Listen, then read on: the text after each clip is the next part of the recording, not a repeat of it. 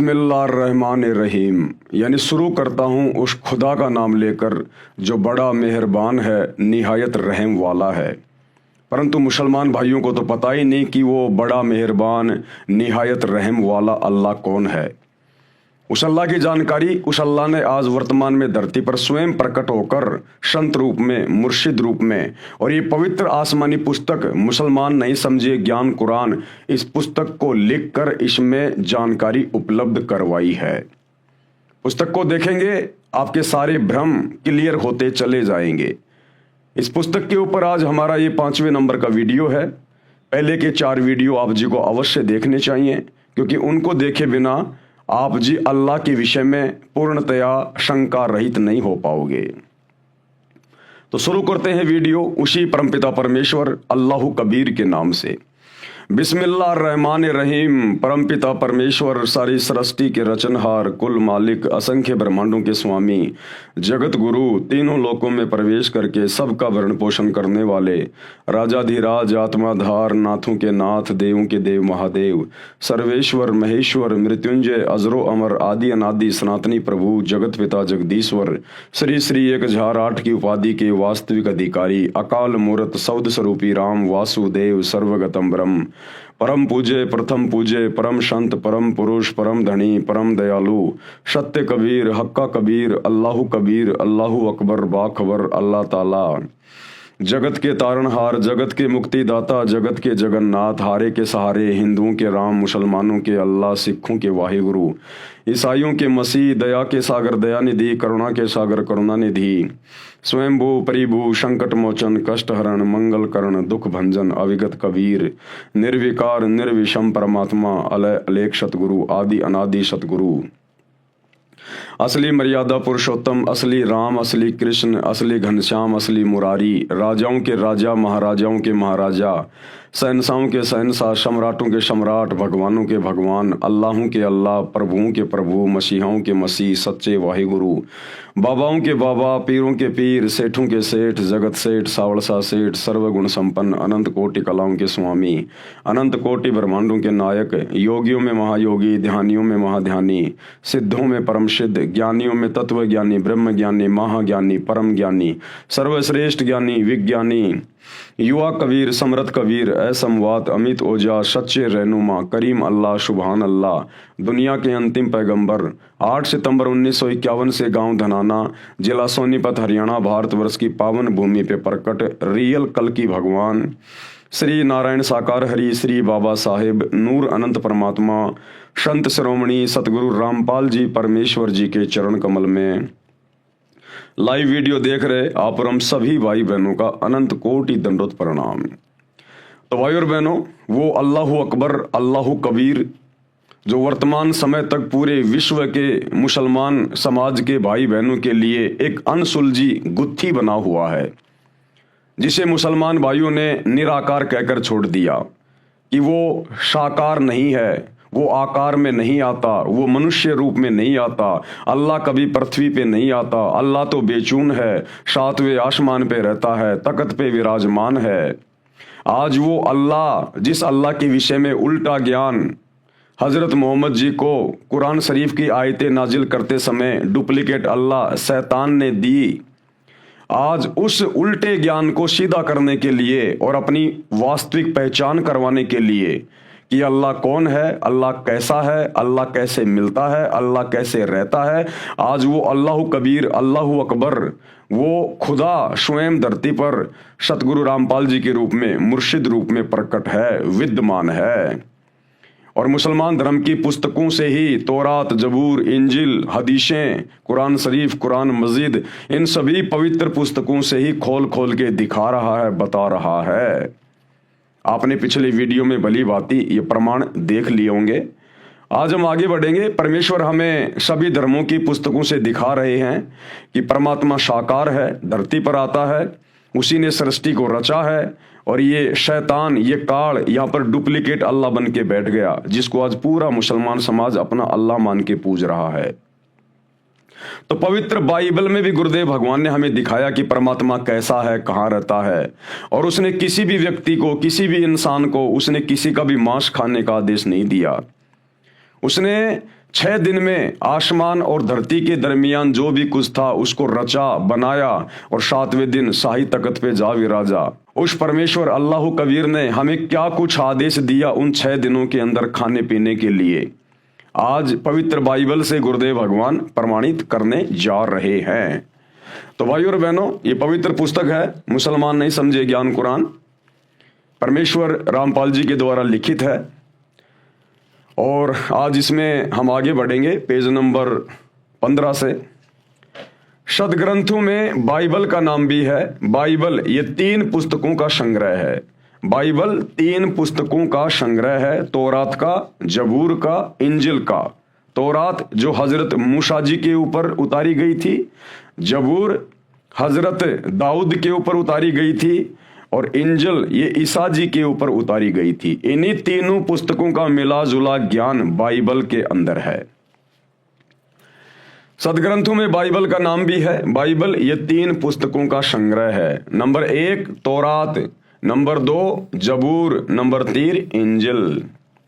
Bible में सबसे पहले सृष्टि की उत्पत्ति की जानकारी है, यानी बाइबल की शुरुआत में ही अध्याय नंबर 1 में सृष्टि उत्पत्ति की जानकारी है, क्रिएशन ऑफ द नेचर। वह तौरात पुस्तक वाली है जिसमें लिखा है कि परमात्मा ने सर्वप्रथम सृष्टि की रचना की। पृथ्वी, सूर्य, आकाश, पशु पक्षी, मनुष्य, नर नारी आदि की रचना परमात्मा ने 6 दिन में की, तथा 7वें दिन तख्त पर जा विराजा, यानी सिंहासन पे जाके बैठ गया। अब निराकार क्या बैठेगा कुर्सी पे, सिंहासन पे? जो निराकार है, दिखाई नहीं देता, फिर उसको किसने देखा सिंहासन पर बैठते हुए? तो जो साकार होगा, मनुष्य जैसा होगा, वही तो सिंहासन पे बैठेगा। तो परमात्मा साकार है। सृष्टि रचना अध्याय 1 के श्लोक 26, 27, 28 में यह भी स्पष्ट किया है कि परमात्मा ने मानव को अपने स्वरूप जैसा उत्पन्न किया। इससे सिद्ध हुआ कि परमात्मा भी मनुष्य जैसा नराकार यानी नर आकार। एक होता है निराकार, निराकार का मतलब होता है अदृश्य, जो दिखाई ना दे। एक होता है नराकार यानी नर जैसे आकार का, इंसान जैसे आकार का। तो वो परमात्मा अल्लाह कबीर वो निराकार नहीं, वो नराकार है, नराकार, नर आकार जैसा, इंसान जैसा। आपको थोड़ा सा दिखा देते हैं बाइबल से भाई और बहनों, ताकि आपको विश्वास हो। उसके बाद फिर हम आगे बढ़ेंगे, क्योंकि विश्वास कराना बहुत जरूरी है। विश्वास के बिना बात बनेगी नहीं। तो ये पवित्र बाइबल है, आपकी आंखों के सामने है। मैंने अपने घर से नहीं बनाई है, पूरी दुनिया इसी बाइबल को पढ़ती है। पवित्र बाइबल अर्थात पुराना और नया धर्म नियम, ये सब कुछ लिखा हुआ है। The Bible society of India, ये सब कुछ है, आप देख सकते हैं। और बाइबल के अंदर जब हम जाएंगे, शुरुआत में ही बाइबल में, बिल्कुल शुरुआत में सब कुछ क्लियर है। ये देखिए, उत्पत्ति अध्याय, ये बाइबल का उत्पत्ति अध्याय 1, और इसका ये 26, 27 और 28 नंबर इसका ये श्लोक है। 26 में क्या लिखा है? फिर परमेश्वर ने कहा, यानी अल्लाह ने कहा, परमात्मा ने कहा, हम मनुष्य को अपने स्वरूप के अनुसार अपनी समानता में बनाएं। अब बताओ, पूरा ईसाई समाज, पूरा मुस्लिम समाज आंखें बंद करके बैठा हुआ है, और ये सदग्रंथ चीख चीख के कह रहे हैं, चीख चीख के, कि अल्लाह कबीर साकार है, मनुष्य के जैसा है। और उस अल्लाह कबीर ने, उस परमेश्वर ने, परम ईश्वर ने, परमेश्वर का मतलब होता है परम ईश्वर, सबसे बड़ा भगवान, उसने मनुष्यों को अपने जैसा, अपनी समानता में बनाया। साफ साफ कह रहा है परमेश्वर कि हम मनुष्य को अपने समानता में, अपने स्वरूप में बनाएं, यानी मैं इंसान को मेरे जैसा बनाऊंगा। तो बताओ फिर भगवान कैसा हुआ, अल्लाह कबीर कैसा हुआ, वो निराकार कैसे हुआ? वो तो नराकार है, नर आकार में, जिन्होंने अपने जैसा आप और हमें बनाया, स्त्री और पुरुषों को बनाया। साफ साफ गवाही दे रहा है बाइबल, बिल्कुल बाइबल को खोलते ही सबसे पहले। फिर परमेश्वर ने कहा, हम मनुष्य को अपने स्वरूप में, अपने स्वरूप के अनुसार अपनी समानता में बनाएं। और वे समुद्र की मछलियों और आकाश के पक्षियों और घरेलू पशुओं और सारी पृथ्वी पर और सब रेंगने वाले जंतुओं पर जो पृथ्वी पर रेंगते हैं अधिकार रखे। ये बातें बोल के परमेश्वर ने, अल्लाह कबीर ने जानवरों को, पशु पक्षियों को काटने का, खाने का आदेश नहीं दिया। पशु पक्षियों पर, जमीन पर रेंगने वाले जीव जंतुओं पर मनुष्य अधिकार रखेगा। इसका मतलब क्या है? मारना काटना नहीं है, उनको खाना नहीं है, क्योंकि परमेश्वर ने हम मनुष्यों को अपने जैसा बनाया है।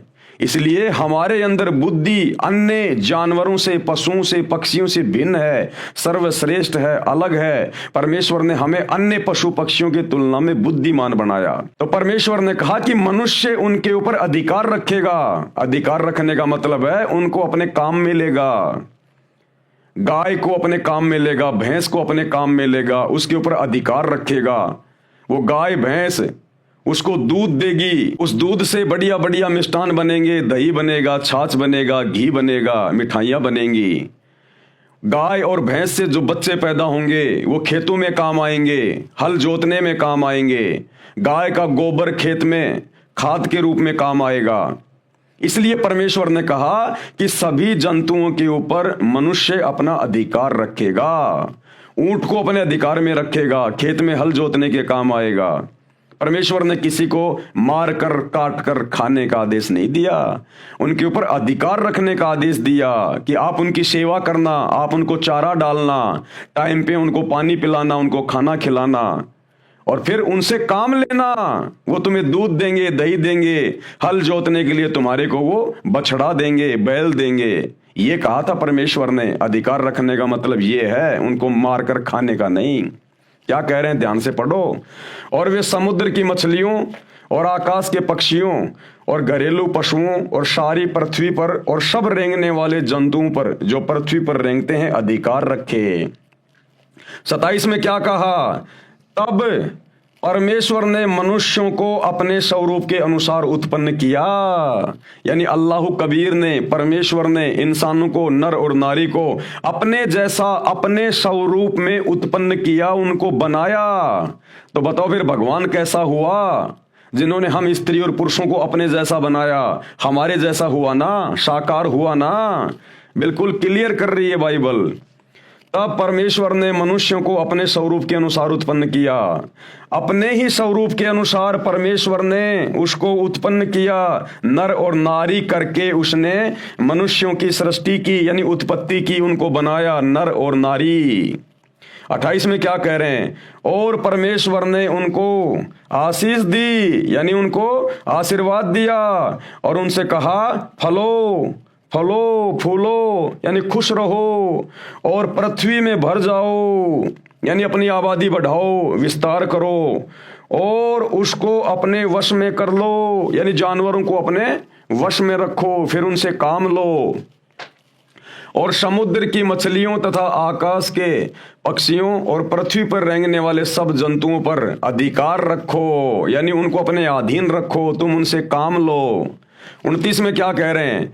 फिर परमेश्वर ने, यानी अल्लाह ने उनसे कहा, सुनो, जितने बीज वाले छोटे छोटे पेड़ सारी पृथ्वी के ऊपर हैं और जितने वृक्षों में बीज वाले फल होते हैं वे सब मैंने तुमको दिए हैं, वे तुम्हारे भोजन के लिए हैं। अरे ये खाने का आदेश दिया परमेश्वर ने। उस अल्लाह कबीर ने 6 दिन में आसमान और जमीन के बीच में जो भी कुछ था उसको बनाया, नर और नारी करके अपने जैसा हमारे को उत्पन्न किया, और फिर हमारे खाने के लिए क्या आदेश दिया? ये बाइबल चीख चीख के कह रही है, चीख चीख के। क्या कह रही है? ध्यान से पढ़ लो। मांस मिट्टी खाने वालों, शैतान के प्रभाव से अपने कर्म फोड़ने वालों, क्या कह रहे हैं परमात्मा? 29 नंबर वचन में, फिर परमेश्वर ने उनसे कहा, सुनो, जितने बीज वाले छोटे छोटे पेड़ सारी पृथ्वी के ऊपर हैं, बीज वाले छोटे छोटे पेड़, गेहूं, जौ, जवार, मक्का, बाजरा, ये छोटे छोटे बीज वाले पेड़, ये हमारे को खाने के लिए दिए, परमात्मा ने अनाज दिया हमारे को खाने के लिए।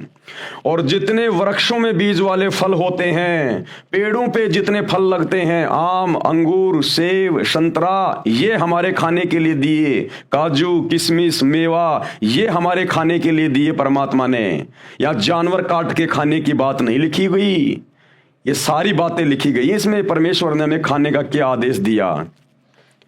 और जितने वृक्षों में बीज वाले फल होते हैं वे सब मैंने तुमको दिए हैं, वे तुम्हारे भोजन के लिए हैं। ये अनाज दिया भोजन के लिए, साग सब्जियां दी भोजन के लिए, फल फ्रूट दिए भोजन के लिए, कि ये सब तुम्हारे भोजन के लिए हैं। तो ये मांस खाने वाले, जीव हत्या करने वाले, ये गंदगी खाने वाले उस परमेश्वर के आदेश की अवहेलना कर रहे हैं।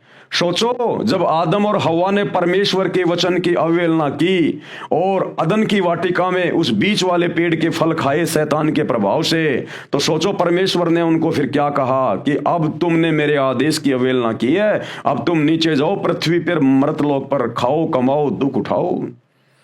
और आज क्या कर रहे हो आप? परमेश्वर ने खाने के लिए हमें आदेश क्या दिया, और उसी शैतान के प्रभाव में आके फिर से आप लोग यही खा रहे हो, मांस मिट्टी, परमेश्वर की आत्माओं को काट काट के खा रहे हो। अरे उस आदम ने तो अदन की वाटिका में फल तोड़ के खाया था उस पेड़ का, उसके प्रतिफल में परमात्मा कितना नाराज हुआ, अल्लाह कबीर परमेश्वर। और यहां उसी शैतान के प्रभाव से, जिसे मुसलमान अपना डुप्लीकेट अल्लाह कहते हैं, ईसाई अपना मसीहा कहते हैं, ये शैतान है, काल। ये परमेश्वर के आदेश की अवहेलना करवाता है, हमें दोषी बनवाता है। तो आदम जी ने तो केवल वो फल खाया था, उसमें भी परमेश्वर के आदेश की अवहेलना हो गई, क्योंकि परमात्मा ने मना किया था तो इस वाटिका में जितने भी पेड़ हैं सबके फल खा सकता है, लेकिन वो जो पेड़ है उसके फल नहीं खाएगा। और आदम ने जब वो फल खा लिया, किसी बकरे को नहीं खाया, मुर्गे को नहीं खाया, फल खाया था, उसके प्रतिफल में भी परमात्मा नाराज हुआ, अल्लाह कबीर, और इस मृत लोक में भेज दिया आजीवन दुख उठाने के लिए। और तुम आज यहां उसी शैतान के प्रभाव में आके उस परमेश्वर की रूह को खा रहे हो, आत्माओं को खा रहे हो, मांस को खा रहा है। कितने बड़े दोषी बन रहे हो। इसीलिए तो मुसलमान धर्म में कोई संत पैदा नहीं होता। अरे इसीलिए मुसलमान धर्म में कोई साधु संत महात्मा पैदा नहीं होता, क्योंकि नेक आत्माओं के घरों में नेक आत्माएं उत्पन्न होती हैं। लेकिन मुसलमान धर्म में, ईसाई धर्म में कोई नेक आत्मा रही नहीं। सबने मांस खा खा के साग सब्जी की तरह अपने कर्म बिगाड़ लिए। तो साधु संत भी पैदा होना भूल गए मुसलमान धर्म में, ईसाई धर्म में। हिंदू धर्म में थोड़ी बहुत नेक आत्मा है, इसलिए साधु संत महात्मा हिंदू धर्म में, हिंदू घरों में जन्म ले रहे हैं। तो अपने कर्म बिगाड़ो मत भाइयों और बहनों। आप जिन पवित्र पुस्तकों को बिल्कुल क्लियर मानते हो, एथेंटिक मानते हो, प्रमाणित मानते हो, ये मुसलमान धर्म के लोग, ईसाई धर्म के लोग बाइबल को हाथ में ले लेके दुनिया को ये प्रवचन देते हैं, परमेश्वर का ये वचन है, परमेश्वर का वो वचन है, और खुद परमेश्वर के एक भी वचन पे नहीं चल रहे। अब परमेश्वर का क्या वचन है, इसलिए उस परमेश्वर ने, अल्लाह कबीर ने खुद धरती पर संत रूप में आके बताना पड़ता है। ये बाइबल लिखे हुए कितना टाइम हो गया। इस बाइबल को खोलते ही सबसे पहले यही लिखा है कि परमात्मा, परमेश्वर साकार है, मनुष्य के जैसा है। और आज पूरा ईसाई समाज, मुसलमान समाज परमात्मा को बेचून कह के, फॉर्मलेस कह के, निराकार कह के उससे मुंह फेरे बैठा है। तो क्या खाक वचन पढ़े तुम लोगों ने बाइबल के, कुरान के, कुरान मजीद के, कुरान शरीफ के? क्योंकि वही तो ज्ञान है, उसी शैतान का उतारा हुआ ज्ञान, उसी काल का दिया हुआ ज्ञान है। तुम तो इसको भी ढंग से नहीं समझ पाए। ये ज्ञान भी उस परमेश्वर ने, अल्लाह कबीर ने आज धरती पर आकर बताना पड़ा, और उन्हीं के आदेश से हम आप लोगों को समझा रहे हैं, दिखा रहे हैं कि अब भी आप लोगों की आंखें फूटी पड़ी है भाई और बहनों। तो परमेश्वर ने फल फ्रूट खाने का आदेश दिया। छोटे छोटे बीज वाले पेड़, गेहूं, जौ, ज्वार, मक्का, बाजरा, ये खाने का आदेश दिया। काजू, किशमिश, मेवा, संतरा, आम, अंगूर, ये खाने का आदेश दिया। और हम क्या खा रहे हैं? पेशाबी गंध खा रहे हैं। अरे नर और मादा के संयोग से जो पदार्थ निकलता है उसी से तो वो बच्चा बनता है, अंडा बनता है, मुर्गा बनता है, वो बकरा बनता है। तो पेशाबी गंध खा रहे हो तुम और फिर कहते हो हम बड़े पाक हैं, हम बड़े जो है वो पवित्र हैं। क्या खाक पवित्र हो? तुम्हारे से गंदा तो कोई जान में नहीं होगा। जो पेशाब को खा रहे हैं, पेशाबी गंध खा रहे हैं, उस मैल को खा रहे हैं और ऊपर से परमात्मा के दोषी बन रहे हैं और फिर कहते हैं हम बड़े पाक और पवित्र हैं। ऐसे निकम्मों से जो मांस खाते हैं, चाहे किसी भी धर्म का हो, अल्लाह शोकोस दूर है, शोकोस दूर। विचार करो भाई और बहनों, ये सदग्रंथ क्या कह रहे हैं, जो भक्ति का आधार है। फिर परमेश्वर ने उनसे कहा, सुनो, जितने बीज वाले छोटे छोटे पेड़ सारी पृथ्वी के ऊपर हैं और जितने वृक्षों में बीज वाले फल होते हैं वे सब मैंने तुमको दिए हैं, वे तुम्हारे भोजन के लिए हैं, खाने के लिए हैं।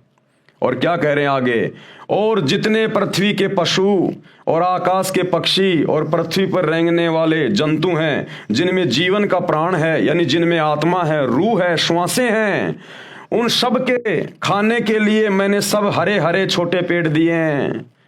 यानी पशु पक्षियों के लिए, जानवरों के लिए मैंने हरे भरे छोटे छोटे पेड़ दिए हैं। यानी ये घास फूस वगैरह ये मैंने जानवरों के लिए बनाया है, खाने के लिए। तो जानवर तो बेचारे अपनी हद में है, लेकिन इंसान बेहदी हो गया, बेहदी।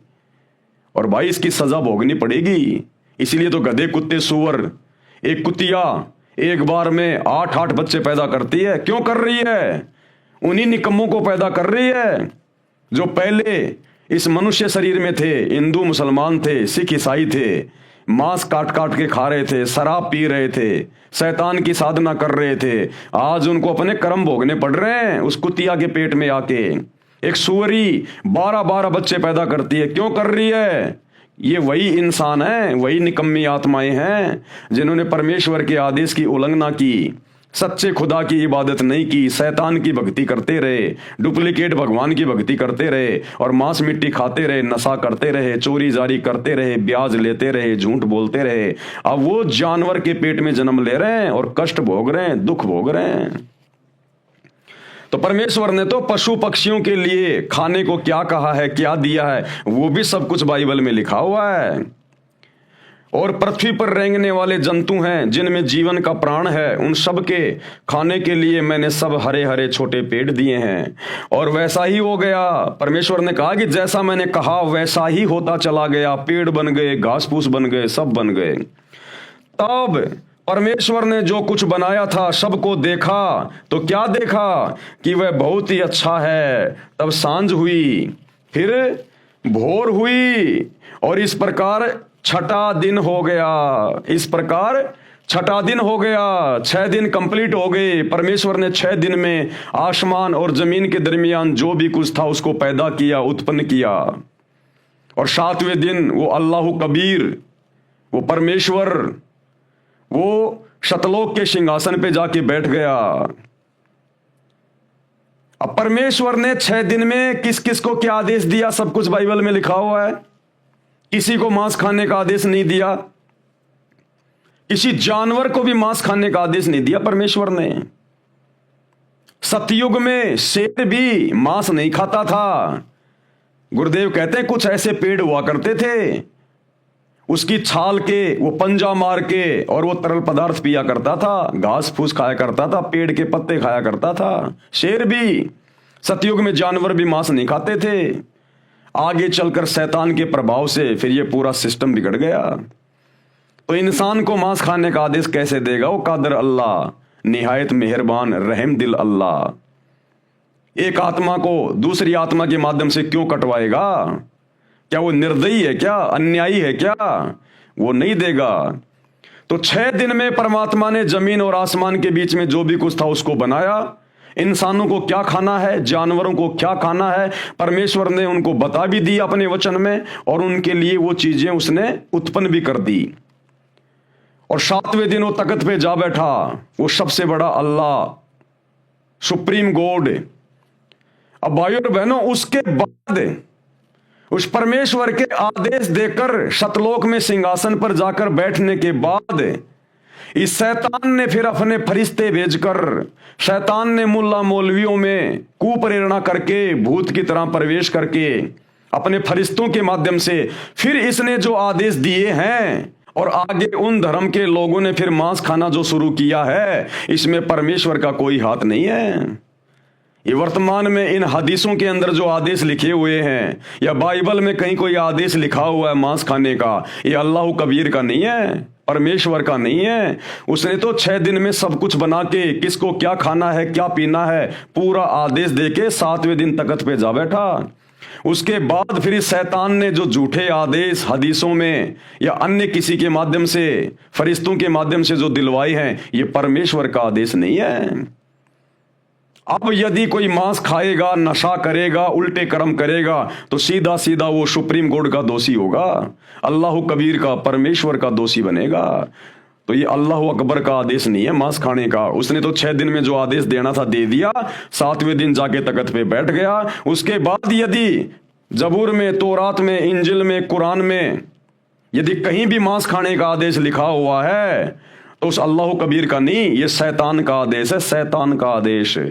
और शैतान के आदेश को मानकर यदि आप मांस खाओगे, उल्टे कर्म करोगे, तो ओरिजिनल अल्लाह के, कादिर अल्लाह के दोषी बनोगे, और भाई जहन्नुम में डाले जाओगे, दोजक की आग में, नरक में 84 लाख योनियों में फिर अपना कर्म भोगने के लिए बारंबार जन्म लेना पड़ेगा।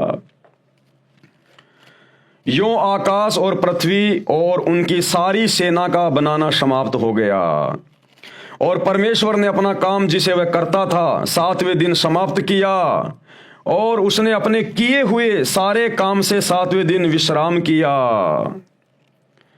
और परमेश्वर ने 7वें दिन को आशीष दी और पवित्र ठहराया, क्योंकि उसमें उसने सृष्टि की रचना के अपने सारे काम से विश्राम किया। अब ये संडे क्यों मनाया जाता है, ये रविवार का दिन छुट्टी का दिन क्यों है भाई और बहनों? हर चीज के पीछे एक लॉजिक है, वैसे कुछ नहीं हो रहा। 7वें दिन छुट्टी का दिन क्यों है, संडे, रविवार? क्योंकि परमेश्वर ने 7वें दिन फिर विश्राम किया। उस परमात्मा ने 6 दिन में सृष्टि रच के 7वें दिन तख्त पे विश्राम किया, आराम किया। इस कारण से, उस परमेश्वर की प्रेरणा से, अन्यथा ये शैतान तो हमारे को 7 दिन ये गधा बना के रखना चाहता है, बैल और गधे की तरह हमारे से मेहनत करवाता है। लेकिन ये एक दिन जो ये छुट्टी का है, रविवार, ये भी उस अल्लाह कबीर परमेश्वर सतगुरु रामपाल जी भगवान की दया से यहां पर शुरू हुआ है, 7वां दिन छुट्टी का। क्योंकि परमेश्वर ने 6 दिन में सृष्टि रची और 7वें दिन खुद तख्त पे जाके विश्राम किया, और हमारे लिए भी परमात्मा ने एक ये दिन विश्राम का दिन रख दिया। ये रविवार इसलिए मनाया जाता है। आगे क्या लिखा है परमेश्वर ने? मनुष्य की उत्पत्ति, आकाश और पृथ्वी की उत्पत्ति का वृतांत, आकाश और पृथ्वी की उत्पत्ति का वृतांत, ये वही चल रहा है। उत्पत्ति 1 यह है कि जब वे उत्पन्न हुए, अर्थात जिस दिन यहोवा परमेश्वर ने, यानी समर्थ परमात्मा ने, अल्लाह कबीर ने पृथ्वी और आकाश को बनाया, तब मैदान का कोई पौधा भूमि पर न था और न मैदान का कोई छोटा पेड़ उगा था, क्योंकि यह यहोवा परमेश्वर ने पृथ्वी पर जल नहीं बरसाया था और भूमि पर खेती करने के लिए मनुष्य भी नहीं था, तो भी कोहरा पृथ्वी से उठता था। यानी परमात्मा ने 6 दिन में जो भी कुछ बनाया, उस समय पृथ्वी पर कोई इंसान नहीं था। परमात्मा ने बाबा आदम की उत्पत्ति की थी और उसकी हवा की उत्पत्ति की थी। उस समय ये दोनों स्वर्ग में थे, वहां पे ये दोनों अदन की वाटिका में रह रहे थे, और पीछे परमात्मा ने पूरी नीचे इस पृथ्वी की पूरी रचना की, सब कुछ यहां पर परमात्मा ने बनाया। और उसके बाद की जो रचना है, ये मनुष्य बनाने की जो रचना है, उसके बाद की, ये फिर इस शैतान ने शुरू की अपने भोजन के लिए, अपने खाने के लिए। तो जिस समय इस पृथ्वी पर ना कोई जीव था, ना कोई इंसान था, परमात्मा ने बाबा आदम को, उसकी पत्नी हवा को बनाकर अपने जैसा और जन्नत में बैठा दिया था, स्वर्ग में बैठा दिया था, अदन की वाटिका में, और नीचे पूरी सृष्टि की रचना की, और सब कुछ आदेश देकर परमात्मा 7वें दिन सतलोक के सिंहासन पे जाके बैठ गए।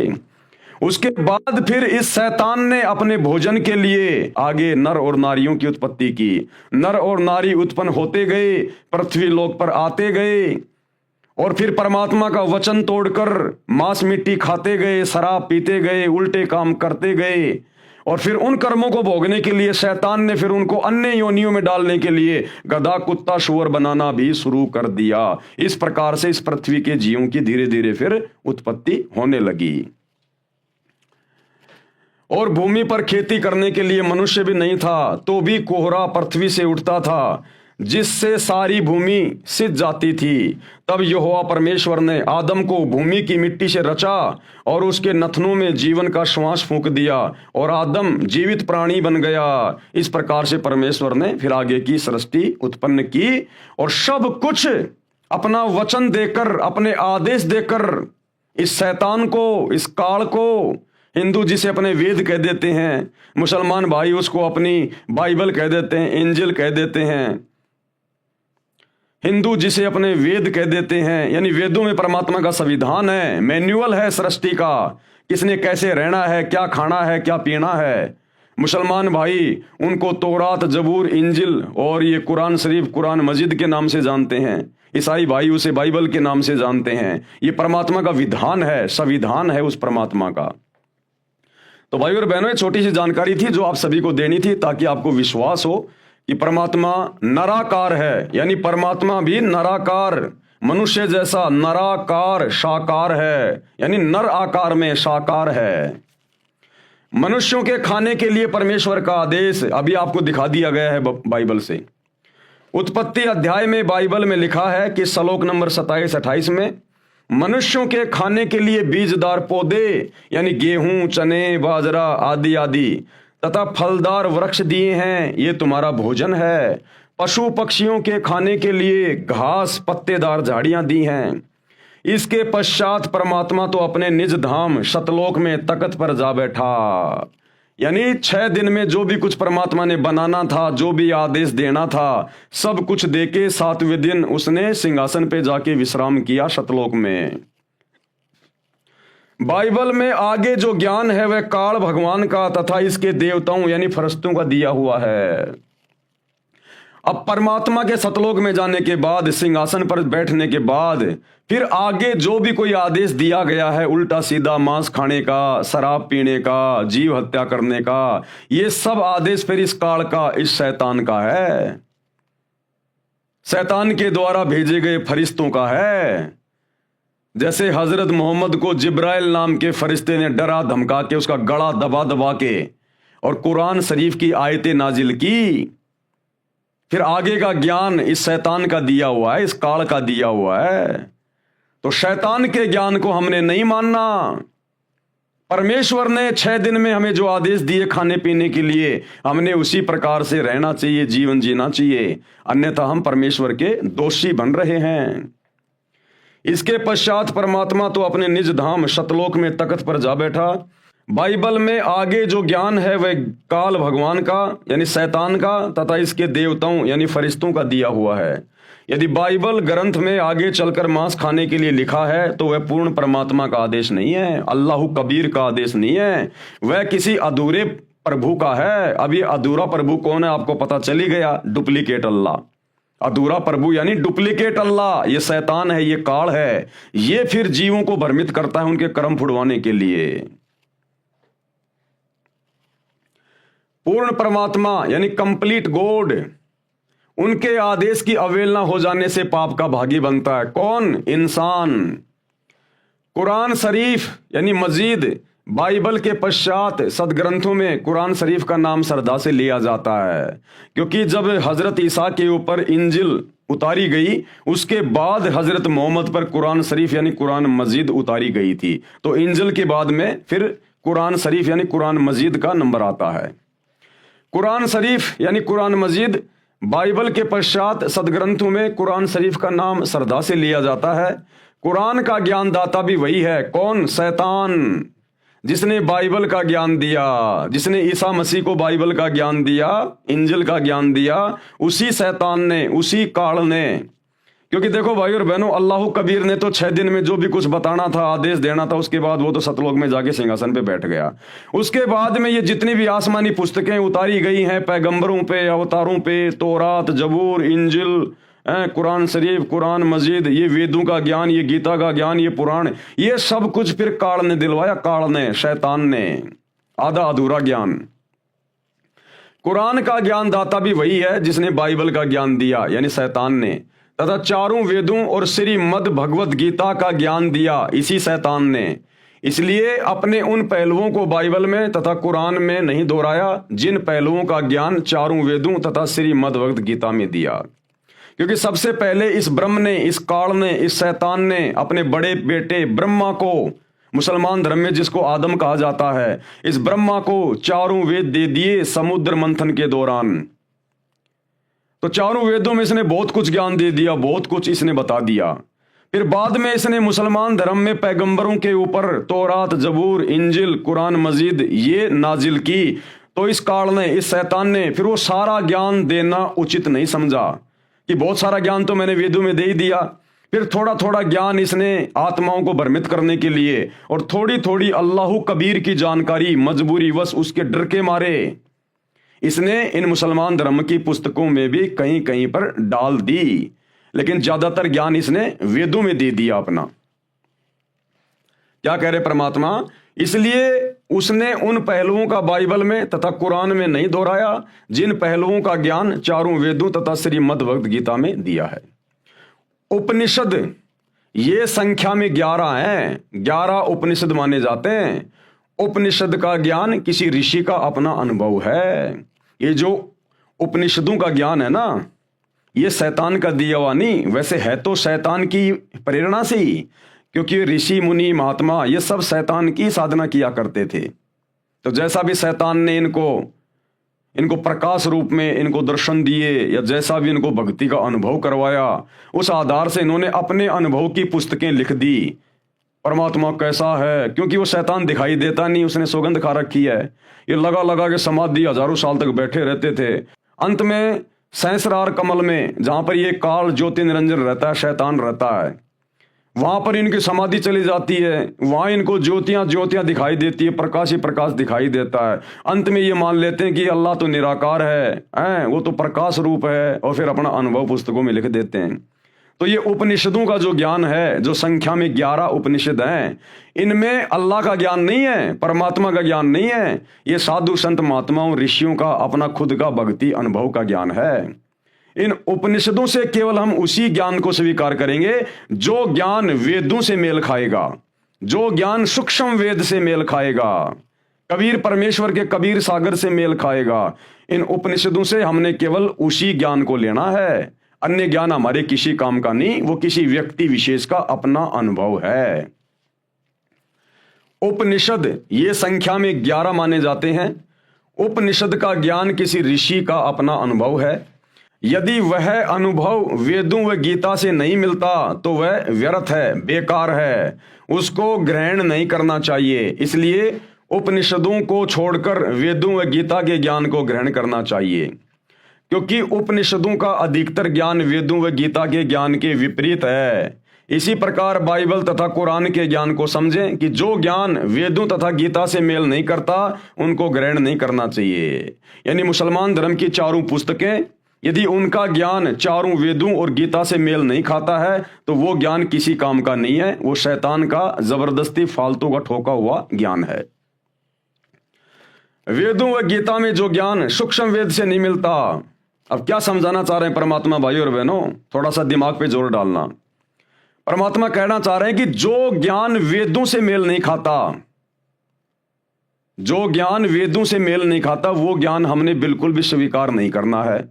वो चाहे मुसलमान धर्म की चारों पुस्तकों का ज्ञान हो, चाहे 11 उपनिषदों का ज्ञान हो, चाहे 18 पुराणों का ज्ञान हो। जो ज्ञान वेदों से मेल नहीं खाता वो ज्ञान हमने स्वीकार नहीं करना। और जो ज्ञान वेदों का जो ज्ञान है सूक्ष्म वेद से मेल नहीं खाता, सूक्ष्म वेद यानी कबीर परमात्मा का ज्ञान, कबीर अल्लाह कबीर की वाणियां, कबीर सागर, आदरणीय गरीबदास जी का सदग्रंथ साहिब, जो ज्ञान कबीर सागर से मेल नहीं खाता। कौन सा? वेदों वाला जो ज्ञान और गीता वाला जो ज्ञान सूक्ष्म वेद से मेल नहीं खाता, कबीर सागर से, कबीर परमात्मा की वाणियों से, उनके ज्ञान से मेल नहीं खाता। वो ज्ञान भी हमने नहीं मानना है, क्योंकि सर्वोपरि ज्ञान है सूक्ष्म वेद में।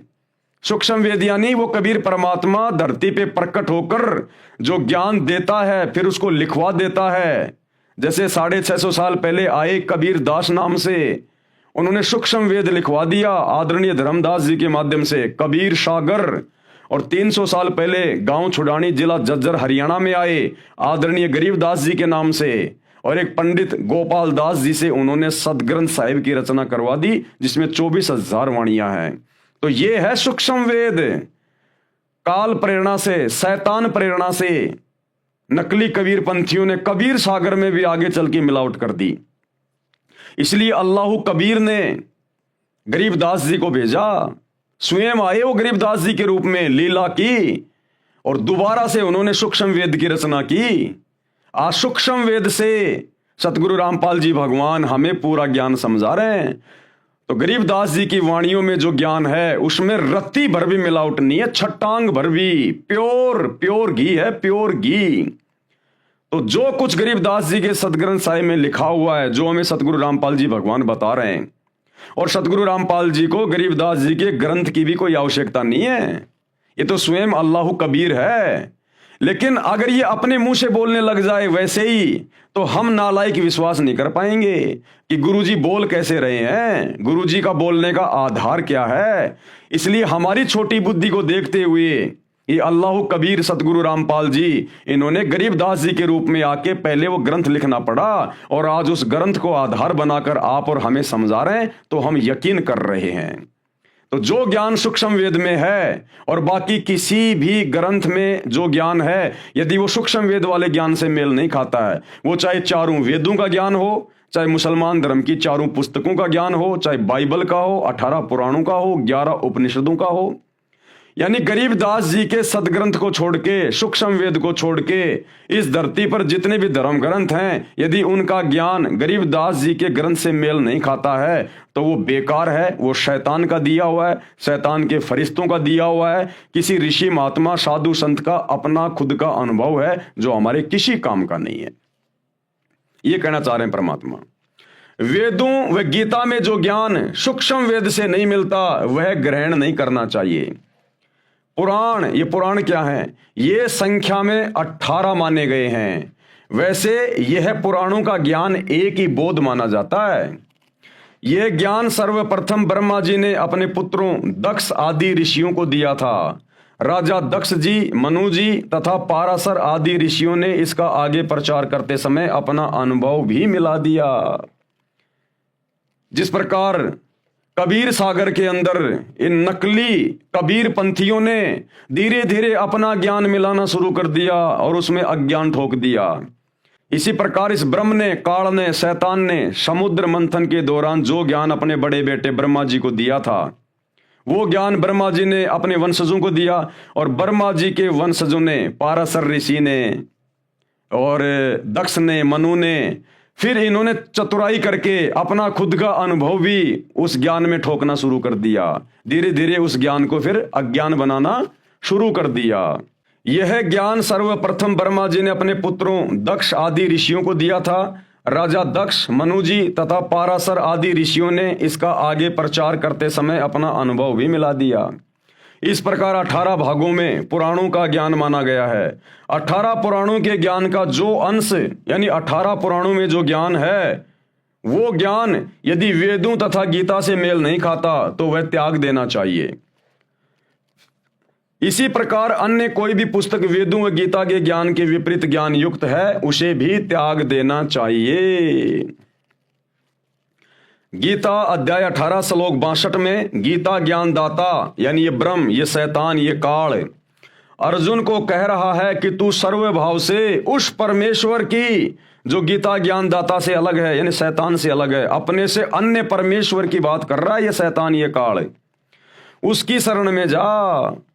उस परमेश्वर की कृपा से ही तू परम शांति तथा सनातन परम धाम यानी सतलोक को प्राप्त हो जाएगा। गीता अध्याय 4 श्लोक 32 में कहा है कि जो ज्ञान सूक्ष्म वेद स्वयं परमात्मा अपने मुख कमल से बोलकर बताता है वह सच्चिदानंद घन ब्रह्म की वाणी कही जाती है, यानी वो कबीर वाणी कही जाती है, कलाम कबीर। उसी को तत्व ज्ञान भी कहते हैं जिसमें परमात्मा ने पूर्ण मोक्ष मार्ग का ज्ञान दिया है।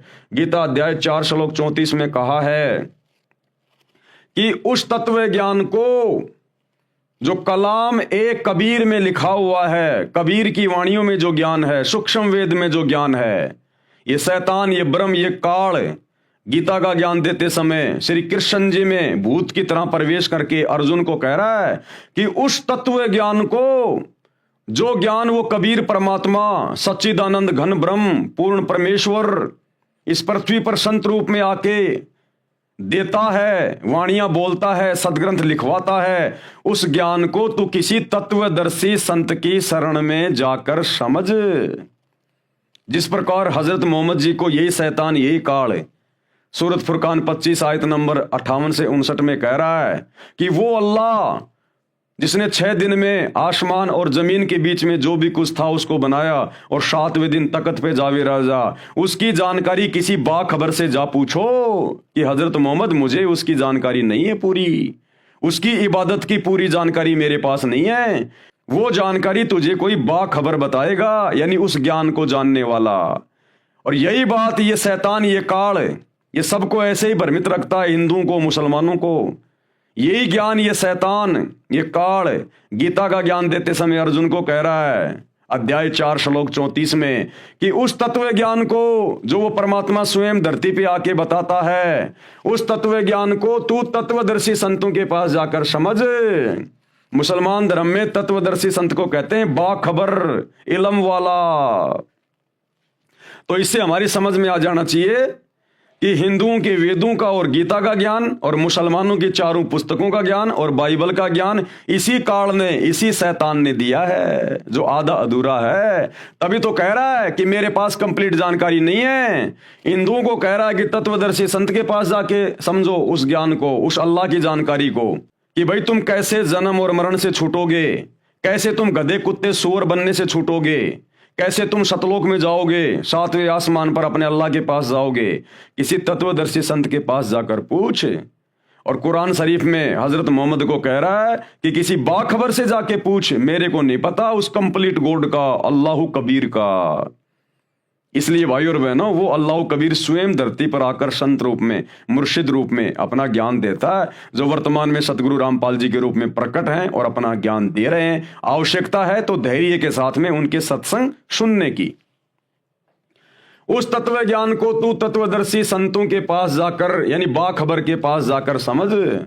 उनको दंडवत प्रणाम करके प्रश्न करने से वे तत्वदर्शी संत तुझे तत्व ज्ञान का उपदेश करेंगे। अब वो बाखबर, वो तत्वदर्शी संत कैसे प्रश्न होगा? वो प्रश्न होगा भक्ति करने से। जब उनसे उपदेश ले लेंगे, नाम दीक्षा ले लेंगे और उनके वचन में रहकर, उनकी मर्यादा में रहकर भक्ति करेंगे। ये मांस मिट्टी खाना छोड़ देंगे, रूह को मार के काट के खाना छोड़ देंगे, नशा करना छोड़ देंगे, झूठ बोलना, चोरी करना, ब्याज लेना, किसी की आत्मा को दुखाना, ये सारे कुकर्म जो शैतान ने, काल ने लगा रखे हैं, इन सब से पीछे हटके जब हम उस सतगुरु की, मुर्शिद की भक्ति करेंगे, तब वो प्रश्न होगा और हमें फिर आगे का रास्ता बताएगा, मुक्ति का, मोक्ष का। गीता अध्याय 15 श्लोक 1 में तत्वदर्शी संत की पहचान बताई है। अब उस बाखबर की पहचान बताई है तत्वदर्शी संत की। कहा है कि जो संत संसार रूपी वृक्ष के सर्व भागों को जानता है, वह वेद विद अर्थात वेदों के तात्पर्य को जानता है, वह तत्वदर्शी संत है। सूक्ष्म वेद अर्थात सच्चिदानंद घन ब्रह्म की वाणी में बताया है। कबीर अक्षर पुरुष एक पेड़ है, निरंजन वाकी डार, ये क्षर पुरुष, ये काल, ये शैतान उसकी डार है, और तीनों देवता शाखा हैं, ये ब्रह्मा विष्णु महेश, और पात रूप संसार। यानी जो महापुरुष, जो संत संसार रूपी पेड़ की पूरी व्याख्या कर दे, यानी ये काल कौन है, शैतान कौन है, अक्षर पुरुष कौन है, ये तीनों देवता कौन है, बाकी नर और नारी कौन है, क्यों इसको शैतान कहा जाता है, क्यों इसने अपना ये प्रपंच फैला रखा है, क्यों हम जन्म और मरण के चक्कर में हैं, क्यों ये चारों धर्म बन गए, किसने बना दिए? जो ये संपूर्ण ज्ञान दे दे और संसार की उत्पत्ति कैसे हुई, कायनात की रचना कैसे हुई, जो ये संपूर्ण जानकारी दे दे, समझ लेना वो तत्वदर्शी संत है, वो बाखबर है। और आज वो बाखबर, वो तत्वदर्शी संत एकमात्र सतगुरु रामपाल जी हैं। अन्यथा सतयुग से लेकर और वर्तमान समय तक 39 लाख साल बीत गए, आज तक किसी ने सृष्टि रचना का ये कंप्लीट ज्ञान नहीं दिया इनके अलावा। तो ये स्वयं बाखबर है, तत्वदर्शी संत है, स्वयं ये अल्लाह कबीर है। इसी सच्चिदानंद घन ब्रह्म की वाणी को तत्व ज्ञान भी कहते हैं, यानी सतगुरु रामपाल जी के सत्संगों को ही तत्व ज्ञान कहते हैं। सतगुरु रामपाल जी के द्वारा लिखी गई पुस्तकों में जो ज्ञान है उसी को तत्व ज्ञान कहते हैं, जो आप जी देख रहे हैं। गीता अध्याय 15 श्लोक 4 में कहा है कि तत्व ज्ञान की प्राप्ति के पश्चात ये शैतान ये काल कह रहा है अर्जुन को कि जब तेरे को उस तत्वदर्शी संत से तत्व ज्ञान प्राप्त हो जाए, पहली बात तो बड़ा मुश्किल है उस तत्वदर्शी संत की पहचान करना। वो तत्वदर्शी संत स्वयं पृथ्वी पर आकर अपनी पहचान करवाता है, कोई जीव की औकात नहीं जो उसको पहचान ले। ये अल्लाह कबीर है। तो आज आप और हमारा सौभाग्य है, परमात्मा ने अपने ज्ञान का, अपनी रहमत का पिटारा खोल रखा है, स्वयं अपनी पहचान करवा रहा है आगे बढ़ के। अन्यथा सतयुग से लेकर द्वापर तक साधु संत महात्मा ऋषि मुनि तड़प तड़प के मर गए, जंगलों में जा जाके साधना करके तप करके शरीर गड़ा दिया। शेख फरीद जैसों ने अपना शरीर मिट्टी बना दिया। बाजीद जैसों ने जंगल में गुफाओं में जा जाके साधना की। ऋषि मुनियों की आंखों की पलकें जमीन पे टिक जाया करती थी। इतने समय तक भगवान की खोज में, उसकी भक्ति में बैठे रहते थे, घर परिवार छोड़ के, अन्न पानी छोड़ के, लेकिन वो तरीका सही नहीं था, जिस कारण से उनको भी तत्वदर्शी संत नहीं मिला। और इतनी साधना करके, इतना तप करके, इतना बलिदान करके भी वो गधे कुत्ते सुअर बन के घूम रहे हैं। आज आप और हमारा सौभाग्य, क्योंकि ये कलयुग की बिचली पीढ़ी का समय है, ये भक्ति युग है। इसी समय परमात्मा धरती पे आता है, अल्लाह कबीर विशेष तौर पर आत्माओं का मोक्ष करने के लिए। तो आज आप और हमारा कितना बड़ा सौभाग्य है, गोल्डन चांस है। बिन बुलाए परमात्मा धरती पे आया हुआ है और आगे बढ़कर हमें अपनी जानकारी दे रहा है। ना जंगल में जाना, ना तप करना, ना भूखा मरना, ना परिवार छोड़ना, इतनी सहज और सरल भक्ति दे रहा है कि भैया ये मंत्रों का जाप करो, अपना धंधा करो, अपने बाल बच्चों के साथ में रहो, ये राम नाम के लड्डू खाओ और अपने बच्चों को भी खिलाओ। इतना सरल तरीका, ना मंदिर में जाना, ना मस्जिद में जाना, ना व्रत करना, ना रोजे करना, ना भूखा मरना, कुछ नहीं करना, इतना आसान तरीका। तो आज आप और हमारा सौभाग्य है, अन्यथा इसको कोई पहचान नहीं सकता, इसको कोई जान नहीं सकता। तो क्या कह रहे हैं कि तत्व ज्ञान की प्राप्ति के पश्चात कि भाई जब तुझे तेरे सौभाग्य से तुझे वो तत्वदर्शी संत मिल जाए और तू उससे वो तत्व ज्ञान प्राप्त कर ले, यानी तू जब उसके सत्संग सुनना शुरू कर दे और बात यदि तेरे समझ में आने लग जाए, उसके बाद परमेश्वर के यानी अल्लाह कबीर के उस परम पद की खोज, जहां पर वो रहता है, सिंहासन पे बैठा है, उसकी खोज करनी चाहिए। यानी फिर तेरी इच्छा होनी चाहिए कि अब मेरा मोक्ष हो, अब मैं सतलोक जाऊं, सचखंड जाऊं, इस शैतान के जाल से बाहर निकल के सदा सदा अपने पिता के पास, अपने परवरदिगार के पास जाऊं। जहां जाने के पश्चात यानी सतलोक जाने के पश्चात साधक यानी भगत कभी लौटकर फिर से संसार में नहीं आता। इस काल के शैतान के लोक में, इस पृथ्वी पर, इस 21 ब्रह्मांड में फिर वो आत्मा दोबारा नहीं आएगी। और इससे भी सुंदर लोक उस परमेश्वर का, अल्लाह का, जहां पर सारे सुख भोगेगी वो, अर्थात उसका पूर्ण मोक्ष हो जाता है। उसी परमात्मा ने, उसी अल्लाह कबीर ने, अल्लाह अकबर ने, परमेश्वर ने, उसी परमात्मा ने संसार रूपी वृक्ष की रचना की है, यानी दुनिया रची है। 6 दिन में आसमान और जमीन के बीच में जो भी कुछ था उसी ने रचा। केवल उसी की भक्ति करो, केवल उसी की भक्ति करनी चाहिए। ये मुसलमान भाई मस्जिदों में जा जाके पत्थरों को सिजदा कर रहे हैं, तुम कहां उस अल्लाह कबीर की भक्ति कर रहे हो? अरे जो पीर पैगंबर मर गए, जो ओलिया मर गए, मुल्ला मौलवी मर गए, उनकी मजारों में, उनके समाधियों पे जाके तुम मत्था टेक रहे हो। परमात्मा अपनी वाणी में कहते हैं, हिंदू हदीरे पूज ही, हदीरे यानी ये साधु संतों की समाधि उनके मरने के बाद में, हिंदू हदीरे पूज ही और मुस्लिम पूजे घोर। घोर यानी ये मजारें, ये ओलिया मर गए, कोई पीर मर गया, उसकी समाधि बना दी, उसको कहते हैं घोर। तो कहते हैं हिंदू हदीरे पूज ही और मुस्लिम पूजे घोर। और कहते हैं दोनों धर्मों की अकल को ये खा गए हैं चोर। इस शैतान ने दोनों धर्म के लोगों की बुद्धि को हर लिया। इनको अल्लाह की जानकारी नहीं है, ये पत्थर पूजते फिरते हैं मंदिरों में, मस्जिदों में, मज़ारों पे, दरगाहों पे। ये अल्लाह की भक्ति नहीं कर रहे, ये शैतान की भक्ति कर रहे हैं, पत्थर पुजारी हो गए। केवल उसी की भक्ति करो।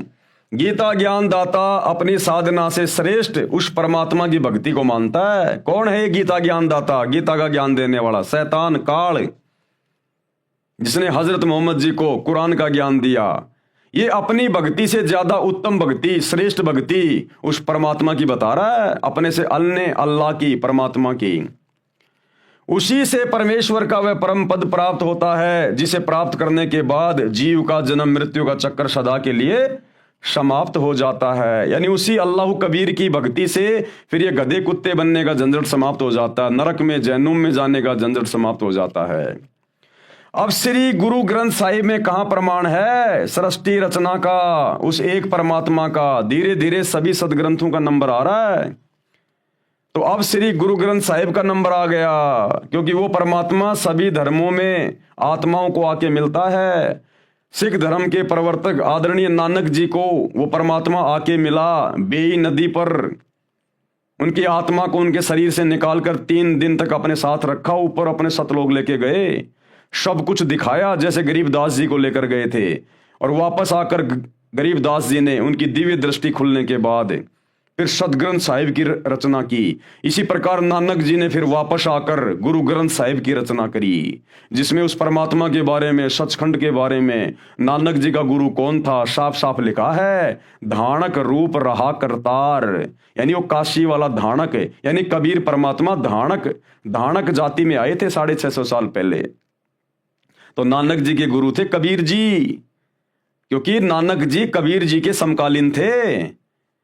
और काशी वाले कबीर जी, अल्लाह कबीर, नानक जी को बेई नदी सुल्तानपुर में, जो पश्चिमी पाकिस्तान में थी उस समय, वहां आकर मिले थे और उनको अपना शिष्य बनाया था, अपना ज्ञान दिया था। उसके बाद नानक जी ने गुरु ग्रंथ साहिब की रचना करवाई, ये वाणियां बोली, जिसमें कंप्लीट सृष्टि का ज्ञान है। लेकिन सिख धर्म के भाई बहन समझ नहीं पा रहे, जिस प्रकार मुसलमान धर्म के भाई बहन नहीं समझ पा रहे अपनी पुस्तकों को, हिंदू वेदों और गीता को नहीं समझ पा रहे, ईसाई बाइबल को नहीं समझ पा रहे, इसी प्रकार सिख धर्म के मानने वाले गुरु ग्रंथ साहिब को नहीं समझ पा रहे। तो अब उस परमात्मा सतगुरु रामपाल जी ने, अल्लाह कबीर ने आकर सभी धर्मों के सदग्रंथों को खोल खोल के दिखाया कि बच्चों तुम कहां भूले बैठे हो, कहां भटके बैठे हो। अब समय आ गया वापस अपने परवरदिगार के पास जाने का। शैतान से पीछा छुड़वाओ और सत्संग सुनना शुरू करो। श्री गुरु ग्रंथ साहिब जी यह है सिख धर्म का ग्रंथ माना जाता है। सिख वैसे कोई धर्म नहीं है, ना मुसलमान कोई धर्म है, ना ईसाई कोई धर्म है, ना हिंदू कोई धर्म है। सिख कोई धर्म नहीं था। नानक जी जिनको अपना उपदेश देते थे, उनको अपना शिष्य बनाया करते थे। और ये जो सरदार भाई हैं, ये शिष्य को सिख कहा करते हैं। सिख यानी जो शिष्य होता है। आगे चलकर सिख धर्म के नाम से बन गया। आदि शंकराचार्य जी आए, उनके बाद से हिंदू धर्म बन गया। ईसा मसीह के बाद उनके फॉलोवर ने ईसाई धर्म बना दिया। हजरत मोहम्मद के शरीर छोड़ने के बाद उनके फॉलोवर ने इस्लाम धर्म बना दिया। तो ये धर्म आप और हमारी मनमुखी सोच है, ये अल्लाह की तरफ से नहीं है। ये शैतान ने सारे सिस्टम खड़े करवाए हैं आप और हमें उलझाने के लिए, क्योंकि इस समय उस अल्लाह ने धरती पर आना था सतगुरु रामपाल जी के रूप में। तो उस समय कोई भी उनकी बात ना माने, सब अपने अपने धर्मों को, अपने अपने ज्ञान को सर्वश्रेष्ठ मान के और एक दूसरे से लड़ते रहें, झगड़ते रहें। इसलिए इस काल की सुनियोजित ये चाल है हम आत्माओं को भटकाने के लिए। लेकिन भाई वो अल्लाह कबीर सतगुरु रामपाल जी भगवान शैतान का बाप है। वो जिस कार्य के लिए आता है उसको पूरा करके जाता है। यह सिख धर्म का ग्रंथ माना जाता है। वास्तव में यह कई महात्माओं की अमृतवाणी का संग्रह है, जिसमें श्री नानक देव जी की वाणी अर्थात महिला पहला की वाणी तत्व ज्ञान अर्थात सूक्ष्म वेद से मेल खाती है, क्योंकि नानक जी को खुद कबीर परमात्मा मिले थे। क्योंकि श्री नानक जी को परमात्मा मिले थे, अल्लाह कबीर मिले थे, कबीर जी मिले थे। जिस समय श्री नानक देव साहिब जी सुल्तानपुर शहर में नवाब के यहाँ मोदी खाने में नौकरी करते थे, सुल्तानपुर शहर से आधा किलोमीटर दूर बेई नदी बहती है। श्री नानक जी प्रतिदिन उस दरिया में स्नान करने जाया करते थे। एक दिन परमात्मा, कौन परमात्मा? अल्लाह कबीर, कबीर जी जिंदा बाबा की वेशभूषा में बेई नदी पर प्रकट हुए। वहां श्री नानक देव जी से ज्ञान चर्चा हुई। उसके पश्चात श्री नानक जी ने दरिया में डुबकी लगाई। नानक जी ने कहा कि ठीक है, यदि आप परमात्मा हैं, आप ही सच्चे ज्ञानी हैं, तो मैं आपकी एक परीक्षा लूंगा। तो परमात्मा ने कहा कि बोल भाई, क्या परीक्षा लेगा? वो तो जानते थे, अंतर्यामी थे, क्योंकि नानक जी में पिछले जन्म की थोड़ी बहुत सिद्धियां शेष थी। तो नानक जी ने कहा कि इस बेई नदी में मैं डुबकी लगाऊंगा और आप मेरे को ढूंढ के दिखा देना, मैं मान जाऊंगा कि आप अल्लाह हो। तो कहा ठीक है भैया, लगा डुबकी। तो नानक जी ने डुबकी लगा दी और नानक जी ने मछली का रूप बना लिया। परमात्मा तो जाने जान अंतर्यामी, सारी सृष्टि को रचने वाले परमात्मा ने पकड़ के हाथ से वो मछली बाहर लाके पटक दी। उसके बाद नानक जी का भ्रम दूर हो गया और नानक जी ने सरेंडर कर दिया और उनको अपना गुरु बनाया। और फिर कबीर परमात्मा अल्लाह कबीर नानक जी की आत्मा को अपने सतलोक लेकर गए और वहां उनको सब कुछ दिखाया। ब्रह्मा विष्णु महेश के लोक दिखाए, इनके अवतार, ये पैगंबर ये कैसे भेजता है, कैसे नीचे सबको ये आपस में धर्म में उलझा के रखता है, सब कुछ दिखाया। असंख्य ब्रह्मांड दिखाए, दुर्गा का लोक दिखाया, शैतान का लोक दिखाया, ये कहाँ रहता है, देख ये बैठा, ये साकार है, ये अपने असली रूप में किसी को दर्शन नहीं देता, देख ये बैठा हुआ, कौड़ा कलूटा, ओछा माथा, विकराल चेहरा, और वहां पर जीवों को भून भून के खा रहा है तपतशिला पर। तो सब कुछ दिखाया नानक जी को। फिर नानक जी ने वापस आकर और अपनी वाणियों का संग्रह करवाया, गुरु ग्रंथ साहिब के रूप में जो आज हम देख रहे हैं। वहां श्री नानक देव जी से ज्ञान चर्चा हुई। उसके पश्चात श्री नानक जी ने दरिया में डुबकी लगाई, लेकिन बाहर नहीं आए। वहां उपस्थित व्यक्तियों ने मान लिया कि नानक जी दरिया में डूब गए हैं। शहर के लोगों ने दरिया में जाल डालकर भी खोजा, परंतु निराशा ही हाथ लगी, क्योंकि श्री नानक देव जी तो जिंदा बाबा के रूप में प्रकट परमात्मा के साथ सचखंड यानी सतलोक में चले गए थे। 3 दिन के पश्चात श्री नानक देव जी वापस पृथ्वी पर आए। उसी बेई नदी के उसी किनारे पर खड़े हो गए जहां से परमेश्वर अल्लाह कबीर के साथ जल में डुबकी लगाकर अंतर ध्यान हुए थे। श्री नानक जी को जीवित देखकर सुल्तानपुर के निवासियों की खुशी का ठिकाना नहीं था। श्री नानक जी की बहन नानकी भी सुल्तानपुर शहर में विवाही थी। अपनी बहन के पास श्री नानक जी रहा करते थे। अपने भाई की मौत के गम से दुखी बहन नानकी को बड़ा आश्चर्य हुआ और गम खुशी में बदल गया। श्री नानक देव को परमात्मा मिले, सच्चा ज्ञान दिया, सच्चा नाम यानी सतनाम दिया। सतनाम दिया था, सच्चा नाम। वर्तमान में सिख धर्म के भाई बहन शैतान की प्रेरणा से सतनाम वाहिगुरु, सतनाम वाहिगुरु, ये कोई नाम मंत्र नहीं है जपने का। सतनाम का मतलब होता है सच्चा नाम, जो 2 अक्षर का है। वो नाम दिया था नानक जी को, जो नाम आज हम जप रहे हैं लाखों की संख्या में सतगुरु रामपाल जी के फॉलोवर। तो भाई सतगुरु रामपाल जी की शरण में आने के बाद ही सिख धर्म के लोगों को वो नाम मिलेगा जो नाम 650 साल पहले कबीर परमात्मा ने, अल्लाह कबीर ने नानक जी को दिया था। वो है असल में सतनाम। ये सतनाम सतनाम सतनाम वाहिगुरु ये कोई मंत्र नहीं है जपने का। सच्चा नाम मिला, सच्चा ज्ञान मिला, सतनाम मिला। पुस्तक भाई बाले वाली जन्म साखी गुरु नानक देव जी में तथा प्राण संगली हिंदी लिपि वाली में, जिसके संपादक संत संपूर्ण सिंह हैं। इन दोनों पुस्तकों में प्रमाण है कि श्री गुरु नानक देव जी ने स्वयं मर्दाना को बताया। मर्दाना कौन था? ये बाला और मर्दाना 2 नानक जी के परम भगत थे जो सदा उनके साथ में रहा करते थे। इन दोनों पुस्तकों में प्रमाण है कि श्री गुरु नानक देव जी ने स्वयं मर्दाना को बताया कि मुझे परमात्मा जिंदा बाबा के रूप में बेई नदी पर मिले थे। क्या कहा नानक जी ने कि मुझे जो परमात्मा मिले थे बेई नदी पर जब मैं नहाने गया था जिंदा बाबा के रूप में। जब मैं स्नान करने के लिए गया मैं 3 दिन तक उन्हीं के साथ रहा था सचखंड में 7वें आसमान पर।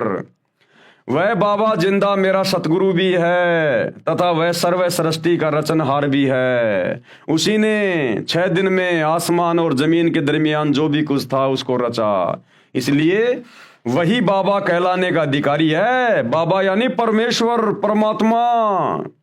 अन्य को बाबा नहीं कहा जाना चाहिए, उसका नाम कबीर है।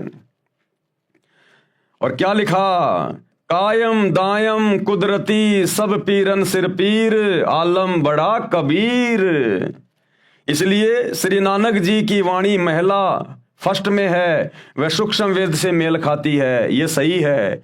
श्री गुरु ग्रंथ साहिब में कबीर जी की वाणी को छोड़कर अन्य संतों की वाणी इतनी सटीक नहीं है। कारण यह है कि श्री नानक देव जी को परमात्मा कबीर जी मिले थे, इसलिए गुरु ग्रंथ साहिब में जो वाणी श्री नानक जी ने लिखी है केवल वही सत्य है। बाकी संतों को परमात्मा सतलोक लेकर नहीं गए थे जिनकी वाणियां गुरु ग्रंथ साहिब में लिखी हुई हैं। प्रमाण श्री गुरु ग्रंथ साहिब में पेज नंबर 24 पर लिखी वाणी, एक सुवान दुई सुवानी नाल बलके बोकई सदा बियाल कुड़ छुरा मूठा मुरधार धानक रूप रहा करतार। धानक यानी वो कबीर परमात्मा 650 साल पहले धानक जाति में आए थे काशी में, तो कहते धानक रूप रहा करतार। करतार यानी वो परमात्मा, सबको रचने वाला, सबका भगवान। कहते वो तो धानक रूप है, वो कबीर है, वो काशी वाला। तेरा एक नाम तारे संसार मैं एहो आस एहो आधार। नानक जी कह रहे हैं अपने गुरु के बारे में, कबीर जी के बारे में, कि तेरा एक नाम, वो सतनाम जो आपने मुझे दिया 2 मंत्र का, कहते हैं आपका वही एक नाम है जो मुझे पार उतारेगा, मेरा मोक्ष करेगा। मैं उसी की आस लेकर जी रहा हूं, उसी के ऊपर आधारित हूं। तेरा एक नाम तारे संसार मैं एहो आस एहो आधार और धानक रूप कहा करतार।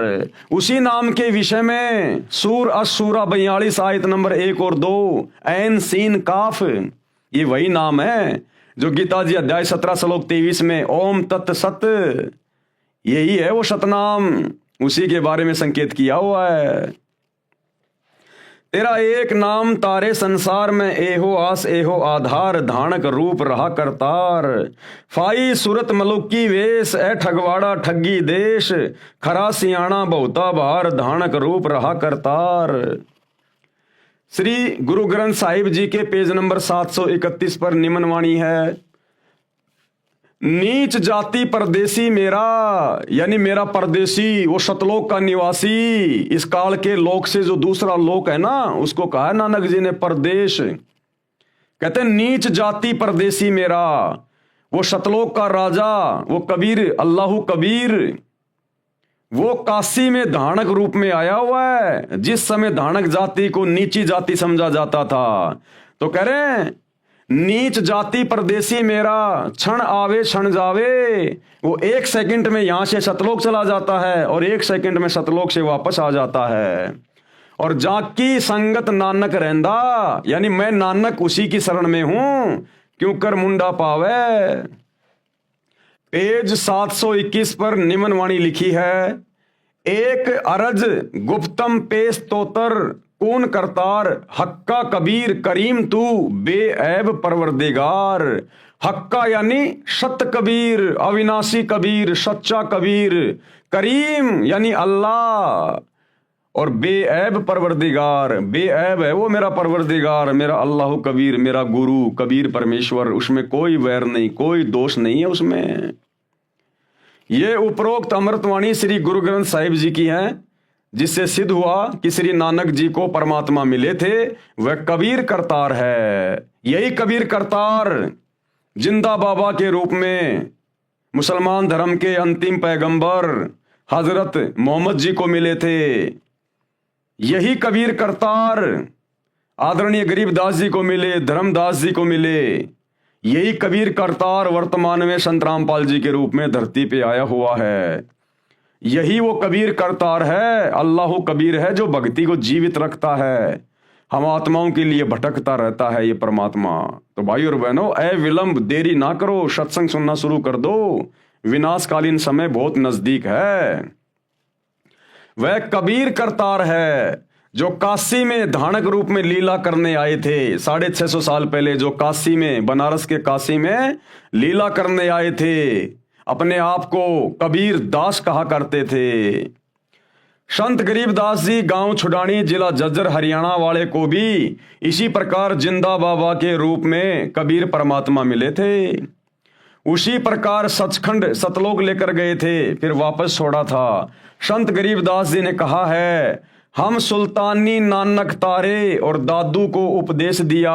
तो क्या कह रहे हैं गरीबदास जी कि वही कबीर परमात्मा मुझे मिले, और एक इराक शहर का बलक बुखारे का बादशाह अधम सुल्तान था, अब्राहिम अधम सुल्तान, उसको भी वही कबीर परमात्मा जिंदा बाबा के रूप में मिले। और नानक यानी सिख धर्म के प्रवर्तक श्री नानक जी को भी वही कबीर परमात्मा आके मिले। और दादू दास जी को, दादू जी को भी वही परमात्मा आके मिले, उनको उपदेश दिया। तो कहते हैं, हम सुल्तानी नानक तारे और दादू को उपदेश दिया। और जात जुलाहा, यानी वो काशी के बनारस में जुलाहा जाति में आया हुआ है। जात जुलाहा भेद न पाया, कोई उसके बारे में जान नहीं पाया, वो काशी माही कबीर हुआ। गरीब अनंत कोटि ब्रह्मांड का एक रति नहीं भार, उसी कबीर भगवान ने असंख्य ब्रह्मांड बनाए हुए हैं, सूरज चांद सितारे सब कुछ उसी ने बनाए हुए हैं, और उसके लिए एक रति भी भार नहीं है, वजन नहीं है।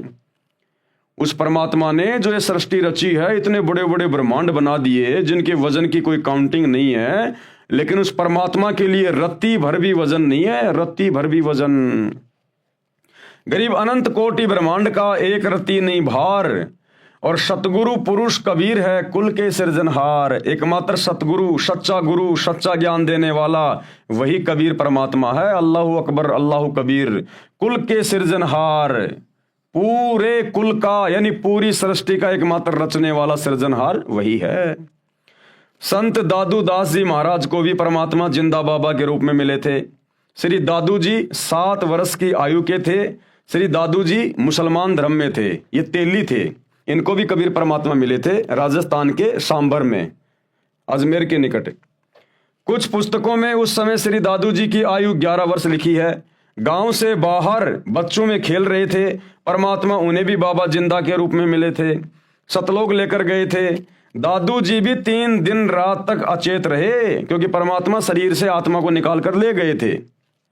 फिर सचेत हुए तो परमात्मा कबीर जी की महिमा बताने लगे, और क्या कहा, जिन मोको निज नाम दिया, यानी जिस जिंदा बाबा ने, जिस कबीर जी ने मुझे वो सतनाम दिया, सच्चा नाम दिया, सोए सतगुरु हमार, और दादू दूसरा कोई नहीं, वो कबीर सृजनहार, वही कबीर परमात्मा जिसने सारी सृष्टि को रचा है, उसी ने आकर मुझे यहां पर सच्चा ज्ञान दिया, सच्चा नाम दिया।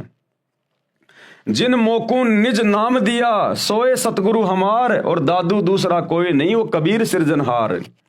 दादू नाम कबीर की जय कोई लेवे ओट, यदि कोई उस कबीर परमात्मा का नाम लेकर उसकी शरण में आ जाता, उसकी ओट में आ जाता है, जो कबीर भगवान वर्तमान में सतगुरु रामपाल जी के रूप में हैं। दादू नाम कबीर की जय कोई लेवे ओट, यानी शरण, अरे उनको कभू लागे नहीं काल बजर की चोट। इस काल की, शैतान की, उसको फिर कभी चोट नहीं लगेगी। ये शैतान फिर उसे कभी दुखी नहीं कर सकता, जन्म मरण में नहीं डाल सकता, गधा कुत्ता नहीं बना सकता। जो एक बार इस कबीर अल्लाह की शरण में आ जाता है, फिर काल की दाढ़ नहीं गलेगी। संत गरीबदास जी ने कहा है, गरीब दादू को सतगुरु मिले दही पान की पीक, और बूढ़ा बाबा जिसे कहे या दादू की नहीं सीख। गरीब दादू के सिर पर सदा अदली असल कबीर, टक्कर मारी जद मिले फिर सांबर के तीर। संत धर्मदास जी बांधवगढ़ वाले को मिले, यही कबीर भगवान जिंदा बाबा के रूप में आदरणीय धर्मदास जी को बांधवगढ़ वाले को यही कबीर परमात्मा मिले थे जब वो मथुरा में गए हुए थे घूमने के लिए। वो श्री विष्णु जी के पुजारी थे धर्मदास जी, जिन्होंने कबीर सागर लिखा। फिर इस कबीर परमात्मा ने 650 साल पहले जब ये जुलाहा जाति में बनारस के काशी में कबीर दास नाम से आए हुए थे, 120 साल तक परमात्मा ने लीला की, अपना ज्ञान दिया, असंख्य चमत्कार दिए। उसके बाद परमात्मा ने धर्मदास जी के माध्यम से वो 1800 पेज का कबीर सागर लिखवाया, कबीर वाणियां। वे हैं वो धर्मदास जी। संत धर्मदास जी बांधवगढ़ वाले को मिले। महात्मा धर्मदास जी का जन्म पवित्र हिंदू धर्म में गांव बांधवगढ़ मध्य प्रदेश भारत में हुआ था। गुरु जी के आदेश अनुसार यानी कबीर परमात्मा के मिलने से पहले धर्मदास जी ने एक रूपदास नाम का एक वैष्णव संप्रदाय का गुरु बना रखा था। आधी अधूरी भक्ति थी उसके पास में। तो उसने धर्मदास जी को कह रखा था कि आप ऐसे ऐसे तीर्थों की यात्रा किया करो, ऐसे ऐसे दान धर्म किया करो। तो अपने गुरु के आदेश अनुसार धर्मदास जी, जो कि बहुत बड़े सेठ थे, अरबोंपति थे, वो अपने गुरु जी के आदेश से 68 तीर्थों की यात्रा पर घर से निकले हुए थे और मथुरा में गए हुए थे। गुरु जी के आदेश अनुसार तीर्थों का भ्रमण करते हुए धर्मदास जी मथुरा में पहुंचे तो समर्थ परमात्मा, कादिर खुदा, ये कबीर भगवान जिंदा महात्मा के रूप में मिले थे। धर्मदास जी को भी परमात्मा यानी अल्लाह कबीर सतलोक लेकर गए थे और धर्मदास जी को भी परमात्मा सतलोक लेकर गए थे। 3 दिन रात तक धर्मदास जी भी श्री नानक देव जी की तरह परमात्मा के साथ आकाश मंडल में यानी सतलोक में रहे। आकाश में ज्योति निरंजन के लोक 21 ब्रह्मांडों की व्यवस्था दिखाई। धर्मदास जी को जब परमात्मा ऊपर लेकर गए तो ये ज्योति निरंजन, ये काल सूक्ष्म वेद में 5वें वेद में कबीर सागर में इसको ज्योति निरंजन कहा जाता है। ये काल, ये शैतान इसी का नाम है। क्षर पुरुष ब्रह्म इसी को कहते हैं। इसके 5-6 नाम है इसके। तो जब धर्मदास जी को परमात्मा लेकर गए, उसके शरीर से आत्मा को निकालकर, पीछे उनका शरीर चल रहा था, हार्ट बीट उनकी चल रही थी। वो तो परमात्मा सक्षम है, कुछ भी कर सकता है। वो परमात्मा ने वो इसलिए उसकी धड़कनें वो चलाई ताकि घर वाले उसके शरीर को फूंक ना दे, नष्ट ना कर दें। तो परमात्मा ने शरीर की धड़कनें भी जारी रखी और आत्मा को निकाल कर अपने साथ ले गए। और बीच में परमात्मा ने इस ज्योति निरंजन के 21 ब्रह्मांड जो इसने तपस्या करके परमात्मा से प्राप्त कर रखे हैं, आपको आगे सृष्टि रचना में पता चलेगा। इस शैतान के इस काल के 21 ब्रह्मांड दिखाए। शैतान दिखाया कि देख ये बैठा हुआ जिसको तुम निराकार मान के पूजा करते थे। आकाश मंडल में सतलोक में रहे। आकाश में ज्योति निरंजन यानी काल के लोक 21 ब्रह्मांडों की व्यवस्था दिखाई। फिर ऊपर को ले गए, अक्षर पुरुष के 7 शंख ब्रह्मांड दिखाए तथा अपना तख्त यानी सिंहासन व सतलोक दिखाया। धर्मदास जी का शरीर अचेत रहा।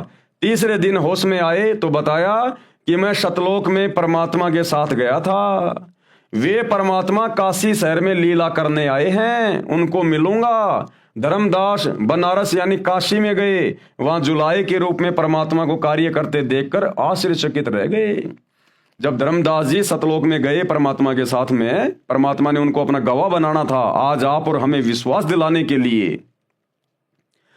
तो सतलोक में परमात्मा ने कहा कि भाई मैं नीचे बनारस के काशी में रहता हूं, कबीर जुलाहा मेरा नाम है और जुलाई का काम करता हूं। भाई तू बांधवगढ़ से काशी में आ जाना मेरे से मिलने के लिए। तो धर्मदास जी की आत्मा जैसे 3 दिन बाद उनके शरीर में आई, वो सीधे कहां चले गए? अपने परवरदिगार, अपने कबीर अल्लाह से मिलने काशी में। वहां जुलाए के रूप में परमात्मा कबीर को कार्य करते देखकर आश्चर्यचकित रह गए, चरणों में गिर गए तथा यथार्थ भक्ति मार्ग प्राप्त करके कल्याण कराया कि हे कबीर भगवान, हे परमात्मा, सारी सृष्टि के परवरदिगार, ये परमात्मा आप सारी सृष्टि को रचने वाले और काशी में गरीब जुलाहे के रूप में आप लीला कर रहे हो। धर्मदास के आश्चर्य का ठिकाना नहीं रहा। भाई और बहनों, ये समर्थ परमात्मा है, ये ऐसी लीला करता है, इसको हर कोई जान नहीं पाता। ये शैतान भी धोखे में रहता है जब ये परमात्मा संत रूप में धरती पे आता है। इसलिए ये कबीर भगवान, इसको कोई पहचान नहीं सकता। ये जिन जिन आत्माओं पे दया करेगा, रजा करेगा, वही आत्माएं इनको पहचान सकती हैं, इनके सत्संग सुन सकती हैं। ये जो पुस्तकें जो आपको दिखाई जा रही है, वीडियो बनाए जा रहे हैं, गुरुदेव ने लाखों की संख्या में जो सत्संग कर दिए, भले पूरी दुनिया पढ़ो, पूरी दुनिया सुनो, लेकिन उनकी शरण में वही आएगा जिसके ऊपर उनकी खुद की रजा होगी, उनकी मर्जी होगी। इसलिए सौभाग्य होगा उन हिंदू, मुस्लिम, सिख, ईसाई भाई बहनों का जो गुरुदेव के सत्संग सुनकर या हमारे जैसे उनके कुत्ते जो भौंक रहे हैं उनकी महिमा में आप लोगों को जगा रहे हैं, इन पुस्तकों को देखकर पढ़कर यदि कोई उनके सत्संग सुनना शुरू कर दे और समझ में आ जाए और अपने परिवरदिगार पर ईमान लेके आ जाए, उनसे उपदेश लेके भक्ति शुरू कर दे, तो उसका कल्याण संभव है। वरना यहाँ आप चाहे कितने बड़े मुल्ला मौलवी हैं, चाहे ब्रह्मा विष्णु महेश क्यों ना है आप, ये ब्रह्मा विष्णु महेश भी जब इनकी भक्ति समाप्त होगी इनको इनके पदों से नीचे गिराया जाएगा। जिस प्रकार भारत देश का प्रधानमंत्री जब चुनाव हार जाता है तो प्रधानमंत्री के पद से नीचे गिरा दिया जाता है, फिर आम आदमी की तरह रहता है। इसी प्रकार ब्रह्मा विष्णु महेश इस पृथ्वी लोक पर भक्ति करके आज वो ब्रह्मा विष्णु महेश बने हुए हैं। जिस दिन उनकी भक्ति समाप्त उनको ये काल नरक में ठोकेगा, गधा कुत्ता सुअर बनाएगा, 84 में डालेगा। ये ऐसे दुर्गति करता है तो आप और हमारी 2 कोटि के जीवों की क्या औकात है जो भक्ति नहीं करी तो हमारे साथ में क्या होगा, विचार कर लेना इन बातों का। वहां जुलाहे के रूप में परमात्मा को कार्य करते देखकर आश्चर्यचकित रह गए, चरणों में गिर गए तथा यथार्थ भक्ति मार्ग प्राप्त करके कल्याण करवाया। हजरत मोहम्मद जी को भी परमात्मा मक्का में जिंदा महात्मा के रूप में मिले थे।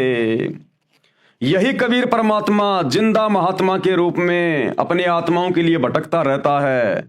और हजरत मोहम्मद जी को भी जब हजरत मोहम्मद जी मक्का गए हुए थे हज करने के लिए तो वहां पर मिले थे हजरत मोहम्मद जी को जिंदा बाबा के रूप में, और उनको वहीं सतलोक लेकर गए थे। उनको सब कुछ बताया, सब कुछ दिखाया, ज्ञान समझाया कि ऐ मोहम्मद तू तो शैतान की भक्ति में उलझा हुआ है, तू जन्म मरण के चक्कर से बाहर नहीं निकल सकता, गधा कुत्ता बनने से नहीं बच सकता, तू काल की शैतान की भक्ति कर रहा है। और जिंदा बाबा के रूप में कबीर जी ने हज करने गए हजरत मोहम्मद जी को पूरा ज्ञान बताया और अपने साथ जैसे नानक जी की आत्मा को ले गए और धर्मदास जी की आत्मा को लेकर गए, ऐसे ही हजरत मोहम्मद जी को परमात्मा सतलोक ले गए थे। सब कुछ दिखाया, शैतान दिखाया, सब कुछ दिखाया, लेकिन हजरत मोहम्मद जी ने उनकी बात को स्वीकार नहीं किया। कलमा तो ले लिया, मंत्र तो ले लिया, अल्लाहु कबीर अल्लाहु कबीर, लेकिन मान बढ़ाई में, क्योंकि हजरत मोहम्मद जी के उस समय लाखों की संख्या में फॉलोवर हो गए थे, जिस कारण से हजरत मोहम्मद जी का मन ऊपर नहीं लगा और उस आत्मा ने वहां रहना स्वीकार नहीं किया। फिर वापस उस कबीर परमात्मा ने, अल्लाहु कबीर ने, जो जिंदा रूप में उनको काबा में मिले थे, उनको वापस छोड़ दिया। इसलिए तो हजरत मोहम्मद जी को काल कह रहा है सूरत फुरकानी 25 आयत नंबर 52 से 59 में कि ऐ हजरत तुझे जो जिंदा मिला था, जो चैतन्य मिला था, जो कभी मरने वाला नहीं है, वो जिंदा बाबा के रूप में जो तुझे काबा में मिला था, जिसने 6 दिन में आसमान और जमीन के दरमियान जो भी कुछ था वो बनाया और 7वें दिन तख्त पे जा विराजा, उसकी जानकारी किसी बाखबर से जा पूछ कि उसकी भक्ति से मोक्ष होगा। मैं कंप्लीट अल्लाह नहीं हूं, मैं तो डुप्लीकेट हूं। वो है ओरिजिनल सुप्रीम गॉड जो हजरत मोहम्मद जी को जिंदा बाबा के रूप में जब वो हज करने गए थे तो काबा में मिले थे और सारी बातें समझाई थी कि भैया इन मंदिरों में धक्के खाने से कुछ नहीं मिलेगा, ये तो महादेव का मंदिर है, एक हिंदू राजा ने बनवाया था, ये मुसलमान जिसे अपना ये मक्का मदीना कहते हैं, ये काबा कहते हैं, ये तो शंकर जी का मंदिर है, वहां तो शैतान की पूजा होती है, काल की पूजा। सब कुछ समझाया था हजरत मोहम्मद जी को कि यहां धक्के खाने से कुछ नहीं मिलेगा। हजरत मोहम्मद जी को भी परमात्मा यानी वही कबीर परमेश्वर जो आज सतगुरु रामपाल जी के रूप में आए हुए हैं, मक्का में जिंदा महात्मा के रूप में मिले थे। जिस समय नबी मोहम्मद काबा मस्जिद में हज के लिए गए हुए थे तथा उनको अपने लोक में ले गए जो एक ब्रह्मांड में राजदूत भवन बना हुआ है, यानी इसी 21 ब्रह्मांड में कबीर परमात्मा ने अपना एक मिनी सतलोक बना रखा है। जिस प्रकार प्रत्येक देश में और हर एक देश का राजदूत भवन होता है, इसी प्रकार इस 21 ब्रह्मांड में शैतान के लोक में उस कबीर परमात्मा ने सूक्ष्म रूप में अपना एक मिनी सतलोक सचखंड बना रखा है। वहां लेके गए थे हजरत मोहम्मद जी को कि अगर ये भी मेरी बात मान जाएगा, मेरे ज्ञान को स्वीकार कर लेगा, तो फिर मैं इसको सही भक्ति देके फिर इसको सतलोक भी ले जाऊंगा, लेकिन वो नहीं रहे वहां। परमात्मा कबीर जी ने हजरत मोहम्मद जी को समझाया तथा अपना ज्ञान सुनाया, परंतु हजरत मोहम्मद जी ने परमात्मा के ज्ञान को नहीं स्वीकारा और ना सतलोक में रहने की इच्छा व्यक्त की। इसलिए हजरत मोहम्मद को वापस शरीर में भेज दिया। उस समय हजरत मोहम्मद जी के कई हजार मुसलमान अनुयायी बन चुके थे। अहंकार में फूल गया था, मान बढ़ाई आ गई थी। उनकी महिमा संसार में पूरी गति से फैल रही थी और कुरान के ज्ञान को सर्वोत्तम मान रहे थे। संत गरीबदास जी ने बताया कि कबीर परमेश्वर जी मोहम्मद साहिब जी को ऊपर लोक में ले गए, परंतु वहां नहीं रहा। गरीबदास जी ने कहा है कि कबीर परमेश्वर जी ने बताया है, हम मोहम्मद को सतलोक दीप ले गयो और इच्छा रूपी वहां नहीं रहो, यानी वहां हजरत मोहम्मद जी नहीं रहे। और रोजा बंग नमाज दई रे, बिस्मिल की नहीं बात कही रे। जब कबीर परमात्मा हजरत मोहम्मद जी को ऊपर ले गए अपने मिन्नी सतलोक में, तो कबीर परमात्मा कह रहे हैं कि मैंने हजरत मोहम्मद जी को बिस्मिल करने की बात नहीं कही, बिस्मिल का आदेश नहीं दिया, मांस खाने का आदेश नहीं दिया। क्या आदेश दिया था इस कबीर परमात्मा ने हजरत मोहम्मद जी को? रोजा बंग और नमाज दई रे, ये करने के लिए कहा था मैंने। बिस्मिल की नहीं बात कही रे, मांस खाने का आदेश नहीं दिया। मारी गऊ शब्द के तीरम। देखो भाई और बहनों, ये इतना दयालु भगवान है। शैतान ने तो कुछ देना ही नहीं था हजरत मोहम्मद को, खाली उल्टा ज्ञान देना था। ये रोजा बंग और नमाज का आदेश भी इसी कबीर परमात्मा सतगुरु रामपाल जी ने हजरत मोहम्मद जी को 1400 साल पहले दिया था, क्योंकि मालिक को पता था कि अभी इनको धर्म से जोड़ के रखना है। जब तक ये वर्तमान का समय नहीं आना था, ये वर्तमान का कलयुग की पिछली पीढ़ी का समय, ये मोक्ष मार्ग है, तो 1400 साल पहले हजरत मोहम्मद जी क्या करते? ये शैतान तो सबको नास्तिक बना देता, भक्ति और भगवान से कोसों दूर कर देता। ये तो भक्ति से धर्म का नामो निशान मिटा देता, धार्मिकता का। इसलिए कबीर परमात्मा मालिक को पता था कि ये शैतान इस आत्मा को भ्रमित करेगा और अपना जाल फैलाएगा, सबको नास्तिक बनाएगा। तो ये कबीर परमात्मा अल्लाह कबीर भी हजरत मोहम्मद जी को मिले जब वो हज करने गए थे मक्का में। उनकी आत्मा को ऊपर ले गए मिनी सतलोक में, और परमात्मा ने उसको फिर आदेश दे दिया कि 5 समय की नमाज कर और ये रोजे वगैरह कर, ये बंग वगैरह, ये आदेश दिया था ताकि 1400 साल तक हजरत मोहम्मद जी के माध्यम से एक पंथ शुरू हो जाएगा और लोग कम से कम मेरे द्वारा बताई गई ये छोटी मोटी साधना करते रहेंगे, तो इनको मनुष्य जन्म मिलते रहेंगे और मनुष्य जन्म मिलते रहेंगे, इनके अंदर धर्म के प्रति धार्मिकता रहेगी। तो फिर कलयुग की पिछली पीढ़ी में 1997 के बाद फिर मैं इनको अपनी जानकारी देकर, जब मैं संत रूप में आऊंगा, संत रामपाल रूप में आऊंगा, उस समय फिर मैं इन आत्माओं को अपनी शरण में ले लूंगा, अपना संदेशा इन तक पहुंचा दूंगा। तो ये सारी दयालुता इस कबीर भगवान की है। तब कहीं जाकर ये मुसलमान धर्म चल रहा है, ये ईसाई धर्म चल रहा है। अगर ईसा मसीह की मौत के बाद, जैसे ईसा मसीह की दुर्गति से मौत हुई, कितना तड़पा तड़पा के शरीर में कीले ठोक ठोक के उनको मारा गया, ईसा मसीह की मौत के बाद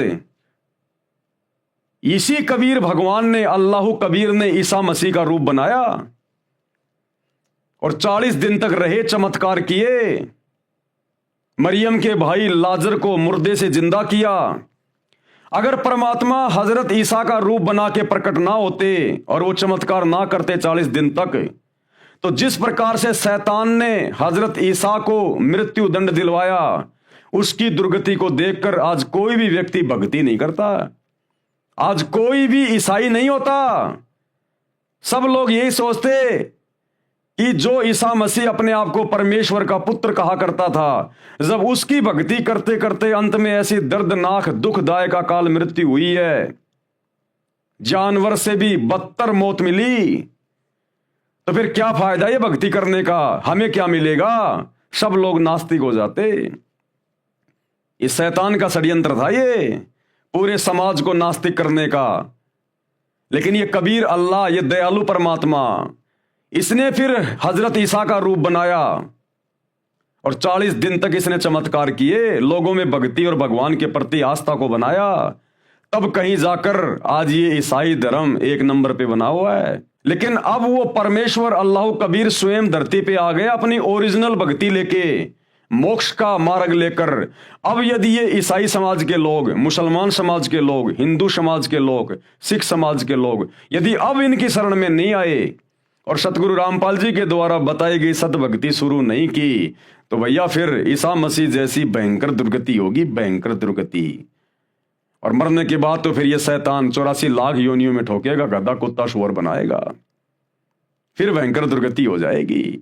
तो धार्मिकता को भी ये परमात्मा बना के रखता है। तो हजरत मोहम्मद जी को रोजा, बंक और नमाज ये करने के आदेश भी मिन्नी सतलोक में ले जाकर इसी कबीर परमेश्वर जी ने दिए। और बिस्मिल की नई बात कही रहे, और मांस खाने का कोई आदेश नहीं दिया।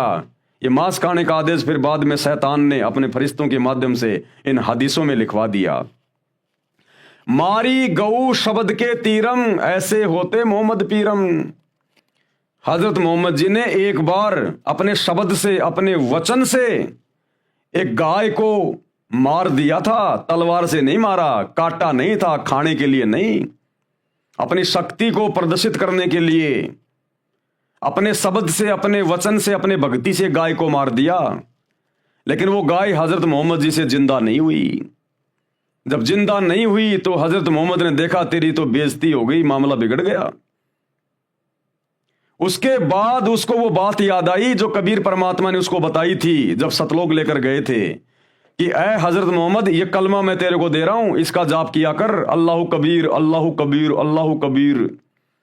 और जब कभी तेरे ऊपर कोई आपत्ति आ जाए तू ये मंत्र बोल के मुझे याद करना, मैं सूक्ष्म रूप में तेरे सामने आ जाऊंगा तेरी मदद के लिए, केवल तेरे को दिखाई दूंगा। तो जब गाय उसने मार दी और बाद में वो जीवित हुई नहीं, हजारों आदमी वहां खड़े हुए हैं। अब हजरत मोहम्मद ने देखा भैया बड़ी मुश्किल से तो ये मुसलमान मैंने तैयार किए हैं और ये तो सारा मामला खराब हो जाएगा, बेइज्जती हो जाएगी, नास्तिक हो जाएंगे सब लोग। उस समय हजरत मोहम्मद जी गुफा में जाकर रोए और बोलने लगे अल्लाह कबीर अल्लाह अकबर अल्लाह कबीर अल्लाह अकबर। तब वो कबीर परमात्मा सूक्ष्म रूप में प्रकट हुए, केवल हजरत मोहम्मद जी को दिखाई दे रहे थे और कहा कि हजरत मोहम्मद, मैं इस गाय को जिंदा कर रहा हूं, लेकिन जिंदा करता हुआ तू दिखाई देगा। ये परमात्मा महिमा का भूखा नहीं है, ये मान बढ़ाई का भूखा नहीं है, ये तो आत्माओं को धर्म से जोड़ के रखना चाहता है। तो फिर उस कबीर परमात्मा ने अपने वचन से सूक्ष्म रूप में गाय को जिंदा किया और लोगों को लगा कि हमारे पीर ने, हमारे नबी ने गाय को जिंदा कर दिया और महिमा बन गई हजरत मोहम्मद जी की। मारी गऊ शब्द के तीरम, यानी शब्द से वो गाय मारी हजरत मोहम्मद ने। ऐसे होते मोहम्मद पीरम, वो तो ऐसी नेक आत्मा थी, उसने कभी खाने के लिए गाय नहीं मारी, बकरी नहीं मारी, मुर्गा नहीं मारा उसने। वो तो बहुत ही दयालु आत्मा थी। शब्द फिर जीवाई और फिर वापस अपने वचन से उसको जिंदा किया। किसने? उस कबीर भगवान ने। जीव राख्या मांस नहीं बाख्या, उसको काट के खाया नहीं। ऐसे पीर मोहम्मद भाई, वो तो ऐसी नेक आत्मा, ऐसी पाक और पवित्र आत्मा थी, उसने गाय को शब्द से मार के वापस जिंदा कर दिया। करने वाले तो परमात्मा थे, महिमा उनको दी जा रही है। लेकिन उसके बाद उन्होंने गाय को खाया नहीं, अपनी जिंदगी में नहीं खाया उन्होंने, कभी कोई जानवर नहीं खाया। और जो उनके 1,80,000 जो उनके फॉलोवर थे, उन्होंने कभी गाय को हाथ नहीं लगाया। वो तो ऐसे नेक और पाक थे। ये आज का मुसलमान कहां हजरत मोहम्मद की रीस करेगा? ये नाम लेता है हजरत मोहम्मद का और बकरे काट काट के खा रहा है, हरी सब्जियों की तरह मांस खा रहा है। ये तो अपने नबी की तौहीन कर रहा है, अपने नबी की तौहीन। मारी गऊ ले शब्द तलवार, जीवित हुई नहीं अल्लाह से करी पुकार। शब्द से, वचन से हजरत मोहम्मद जी ने उस गाय को मारा, शब्द रूपी तलवार से, ना कि लोहे की तलवार से। और जीवित हुई नहीं, अल्लाह से करी पुकार। अल्लाह अकबर बोल के, अल्लाह कबीर बोल के वो कलमा पढ़ा फिर, और कबीर परमेश्वर को याद किया। तब हमो यानी मुझको मोहम्मद ने याद किया रे, शब्द स्वरूप हम बेग गया रे। अल्लाह अकबर बोल बोल के हजरत मोहम्मद ने हमें याद किया। और कबीर परमेश्वर कहते हैं तब हम वहां पर सूक्ष्म रूप में हजरत मोहम्मद के सामने प्रकट हुए। तब हमों यानी मुझको मोहम्मद ने याद किया रे, शब्द स्वरूप हम बेग गया रे, तुरंत पहुंच गए। मुई गऊ हमने तुरंत जिवाई, मुई यानी वो मरी हुई गाय हमने तुरंत जिंदा कर दी सूक्ष्म रूप में। तब मोहम्मद के निश्चय आई, तब मोहम्मद को विश्वास हुआ कि ये अल्लाह जो मुझे जिंदा बाबा के रूप में मिला था, जो मुझे सतलोक लेकर गया था, ये वास्तव में अल्लाह कबीर है, ये समर्थ है, यही परमात्मा है। तब मोहम्मद के निश्चय आई, तुम कबीर अल्लाह दरवेशा, ये कबीर परमात्मा तुम ही अल्लाह हो जो दरवेश रूप में साधु संत के रूप में आते हो। तुम कबीर अल्लाह दरवेशा, मोमिन मोहम्मद का गया अंदेशा। उस मुसलमान मोहम्मद का पूरा अंदेशा समाप्त हो गया, सारी शंका समाप्त हो गई कि ओरिजिनल अल्लाह कौन है। कहा मोहम्मद सुन जिंदा साहिब, हजरत मोहम्मद ने क्या कहा, सुन जिंदा साहिब, ये कबीर भगवान जिंदा बाबा, तुम अल्लाह कबीर और सब नायब, केवल तुम ही एकमात्र अल्लाह कबीर हो, बाकी सब नायब हैं, नीचे नीचे हैं, सब नौकर हैं बाकी सब। यानी उस शैतान को भी हजरत मोहम्मद ने डुप्लीकेट साबित कर दिया जिसने कुरान शरीफ का ज्ञान दिया था। क्या कह रहे हैं उस जिंदा बाबा को, अल्लाह कबीर को, तुम अल्लाह कबीर और सब नायब और सब तुमसे नीचे हैं। कुरान शरीफ की सूरत फुरकानी 25 आयत नंबर 52 से 59 में भी है। कुरान शरीफ के ज्ञानदाता को, कुरान शरीफ के ज्ञानदाता को यानी डुप्लीकेट अल्लाह को हजरत मोहम्मद तथा मुसलमान धर्म के सभी श्रद्धालु अपना खुदा मानते हैं, उसी को पूर्ण परमात्मा भी मानते हैं। इन 52 से 59 आयतों में कुरान ज्ञानदाता ने यानी उस शैतान ने कहा है कि ए पैगंबर हजरत मोहम्मद, जो कुरान की आयतों में मैंने तुझे जो ज्ञान दिया है, तू उस पर अडिग रहना, दृढ़ रहना। अल्लाह कबीर है, इबादत कबीरा, वो अल्लाह कबीर है इबादत के योग्य। और ये काफिर, ये बाकी मुसलमान, बाकी लोग उस अल्लाह पर, उस कबीर अल्लाह पर विश्वास नहीं करते। तुम इनकी बातों में मत आना, इनके साथ संघर्ष करना यानी जिहाद करना। जिहाद का मतलब होता है संघर्ष करना, मारना काटना नहीं होता जिहाद का मतलब। इनके साथ संघर्ष करना, झगड़ा नहीं करना। हे पैगंबर, ये कबीर नामक परमात्मा है जिसने किसी को बेटा, बहू, सास, ससुर व नाती बनाया है। कौन कह रहा है हजरत मोहम्मद को ये सारी बातें? वो डुप्लीकेट अल्लाह जिसको मुसलमान समाज अपना अल्लाह मानता, अपना खुदा मानता है, वो शैतान उस बड़े अल्लाह कबीर के बारे में बता रहा है। क्या कह रहा है? हे पैगंबर, यह कबीर नामक परमात्मा है जिसने किसी को बेटा, बहू, सास, ससुर व नाती बनाया है। तुम उस जिंदा पर भरोसा रखना जो तुझे जिंदा बाबा के रूप में मिला था ना काबा में, उस जिंदा पर भरोसा रखना जो तुझे काबा में मिला था। वह वास्तव में अविनाशी परमात्मा है, अविनाशी, वो कभी मरने वाला नहीं है। वह अपने बंदों यानी भक्तों के गुनाहों यानी पापों को क्षमा कर देता है। कैसे?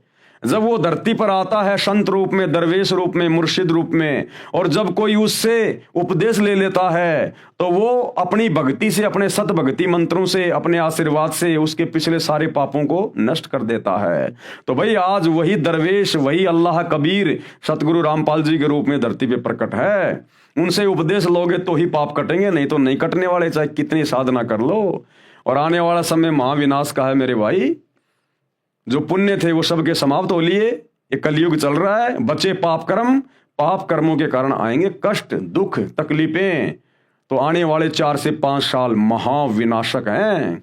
अगर समय रहते संत रामपाल जी के सत्संग सुनकर उनके शरण में आ गए तो बचाव है, नहीं भाई साहब भाड़े के भाव जाओगे। वह अपने बंदों यानी भक्तों के गुनाहों यानी पापों को क्षमा कर देता है। वह कबीर अल्लाह है। ये कबीर अल्लाह वही है। कौन कह रहा है? वो डुप्लीकेट अल्लाह कह रहा है। मुसलमान जिसे अपना खुदा मानते हैं वो हजरत मोहम्मद जी को क्या कह रहा है?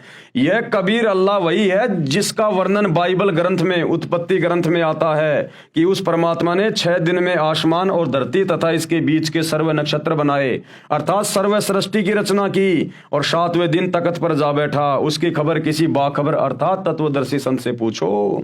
तो भैया वो बाखबर वर्तमान में वो अल्लाह खुद ही सतगुरु रामपाल जी के रूप में आया हुआ है, वो कबीर अल्लाह। इनके अलावा ये जानकारी आज तक मुसलमान धर्म के किसी भी मुल्ला मौलवी ने किसी भी मुसलमान को नहीं दी। इन आयतों का अर्थ आज तक किसी ने भी करके नहीं समझाया। क्योंकि वो अल्लाह ही बता सकता है। वही बुद्धि खोलेगा तो समझ में आएगी, नहीं तो नहीं आएगी, चाहे कितना ही पढ़ लो रात दिन। हजरत मोहम्मद जी मांस नहीं खाते थे। अब देखो ये प्रमाण दिए जा रहे हैं कि हजरत मोहम्मद जी मांस नहीं खाते थे। तो भाई और बहनों, आज के वीडियो में हम केवल इतना ही लेंगे, हम धीरे धीरे आगे बढ़ेंगे, क्योंकि ये बहुत ही पाक और पवित्र पुस्तक है। ये हम इसको प्यार प्रेम से पढ़ेंगे, हमने इसको समझना भी है, समय भी देना है, सतगुरु रामपाल जी के सत्संग भी सुनने हैं, और धीरे धीरे हम आगे बढ़ेंगे, तभी तो हमारी समझ में आएंगी ये बातें। अगर ये मौका हम चूक गए वर्तमान में, जिस समय खुद अल्लाह धरती पे संत रामपाल जी के रूप में प्रकट है, अगर ये मौका हम चूक गए, फिर करोड़ों युगों तक ये शैतान, ये काल हमें मनुष्य जन्म भी नहीं देगा, मनुष्य जन्म भी, क्योंकि फिर ये हमें 84 लाख योनियों में डाल देता है, और 84 लाख योनियां भोगने का समय करोड़ों युग बीत जाता है, करोड़ों युग। ऐसी दुर्गति हो जाएगी हमारी। आज इंसान रूप में आदमी सुखी नहीं है, 24 घंटे काम धंधे की टेंशन, बच्चों की फीस की टेंशन, किसी को मकान बनाने की टेंशन, किसी को धंधे की टेंशन, कोई हॉस्पिटल में है, कोई बीमार है, कोई कैंसर है, कोई एड्स है, दुनिया भर का कोई दुख उठा रहा है। अरे मनुष्य जन्म पाके, जो 84 लाख योनियों में सर्वश्रेष्ठ है, ये मनुष्य जन्म पाके आज कलयुग में इंसान सुखी नहीं है। 24 घंटे 20 प्रकार की टेंशन उसको घेरे रहती हैं, ना टाइम पे सोना, ना खाना, ना उठना, ना बैठना। सोचो जब 84 लाख योनियों में चले जाएंगे, गधे कुत्ते सूअर बनेंगे, बैल बनेंगे, ऊंट बनेंगे, मछली बनेंगे, छिपकली बनेंगे, समुद्र के जीव बनेंगे, रेंगने वाले जो है वो कीड़े बनेंगे, टट्टी में गोबर में कीड़े बन के अपना वो कर्म भोगेंगे। सोचो फिर कहां सुख होगा। इसलिए भाई और बहनों, समझो, ये धर्म और जातियों की जंजीरें ये तोड़ो, और ये टूटेंगी सतगुरु रामपाल जी के सत्संग सुनने से, ज्ञान समझ में आने से। वैसे नहीं टूटने वाली ये शैतान का षड्यंत्र शैतान का बाप ही तोड़ सकता है। ये मुल्ला मौलवी नहीं तोड़ सकते, आचार्य शंकराचार्य नहीं तोड़ सकते। तो है मेरे मुसलमान भाइयों और सभी धर्मों के भाई बहनों, थोड़ी सी हिम्मत करो, हिम्मत, और सतगुरु रामपाल जी के सत्संग सुनना शुरू करो। मोबाइल सबकी जेब में है। अरे रात को सो जाते हो, पड़े पड़े और भी कुछ देखते रहते हो फालतू की बातें। सतगुरु रामपाल जी की यूट्यूब पे सत्संग सुनो, सृष्टि रचना सुनो, मुसलमान धर्म में डॉक्टर जाकिर नाइक के साथ में उनकी डिबेट है वो सुनो। अरे देखो प्रमाण है। फालतू की वीडियो देखते रहते हो, शॉर्ट वीडियो, रील वगैरह, क्या मिलेगा तुम्हें? अश्लीलता आएगी तुम्हारे दिमाग में, तुम्हारे बच्चे बिगड़ेंगे, तुम्हारे विचार बिगड़ेंगे। अरे जैसा खाओगे अन्न वैसा होगा मन, जैसा पियोगे पानी वैसी होगी वाणी, और जैसी दृष्टि वैसी सृष्टि। तो जैसा देखोगे मोबाइल में गंदा, वैसा ही तुम्हारे विचार आएंगे, तुम्हारे पाप कर्म बढ़ेंगे। तो रात को जब सो जाओ ना, जब सोने जाओ अपने बेड पे, बिस्तर पे, अरे यूट्यूब पे जाके सर्च करो सृष्टि रचना संत रामपाल जी महाराज, डिबेट जाकिर नाइक वर्सेज संत रामपाल जी, और देखो ये तुम्हारे धर्म की ये पुस्तकें क्या कह रही हैं, सच्चाई क्या है जो आज तक कोई नहीं बता पाया। थोड़ा थोड़ा सुनना शुरू करो, धीरे धीरे। ये शैतान सुनने नहीं देगा, शैतान सुनने नहीं देगा, लेकिन मन में ये धारणा करके कि हे अल्लाह, सब लोग आपकी इतनी महिमा गा रहे हैं कि आज आप धरती पे आए हुए हो, यदि वास्तव में आप धरती पे आए हुए हो संत रामपाल जी के रूप में, तो शैतान से मेरे बंधन छुड़वाओ, इस दज्जाल से, इस शैतान से, इस काल से मुझे मुक्त करो, कि मैं आपके सत्संग सुन सकूं, मेरे ऊपर रहम करो अरदास। फिर देखो तुम्हें समय देगा परमात्मा। इतनी अरदास करने मात्र से, और जिस दिन आप लोग उनके सत्संग सुनना शुरू कर देंगे, रोजाना अगर आधी घंटे भी सुनेंगे, भले कान में लीड लगा के सुनो, अगर कोई दूसरे मुसलमान से अगर आपको ये डर लगता है तो रात को सोते समय सुन लो। जिस दिन से आप मुसलमान भाइयों ने अगर सतगुरु रामपाल जी के सत्संग भी सुनने शुरू कर दिए और ये मांस खाना छोड़ दिया, उसी दिन देख लेना आपके काम धंधे में वो बरकत मिलेगी आपको, जो आप दिन रात थूक बिलो के भी लोगों के आगे हाथ जोड़ जोड़ के भी नहीं ले पा रहे। ये वो बरकत देना शुरू कर देगा ये परमात्मा। बस मांस खाना छोड़ो और संत रामपाल जी के सत्संग सुनो, और 1 महीना सत्संग सुनो, 1 महीना। उसके बाद तुम्हें लगे कि मैंने इनके शरण में जाना चाहिए तो ठीक है, नहीं तो भैया अपना वो काम करते रहो जो तुम कर रहे हो, तुम्हें कोई मना नहीं कर रहा। एक बार आजमा के तो देखो, प्रैक्टिकल तो देखो। अरे तुम्हारी क्या यारी दोस्ती रिश्तेदारी थी भाई, तुम्हारे माँ बाप ने जो भक्ति साधना की तुमने देखा, तुम भी वही करने लग गए।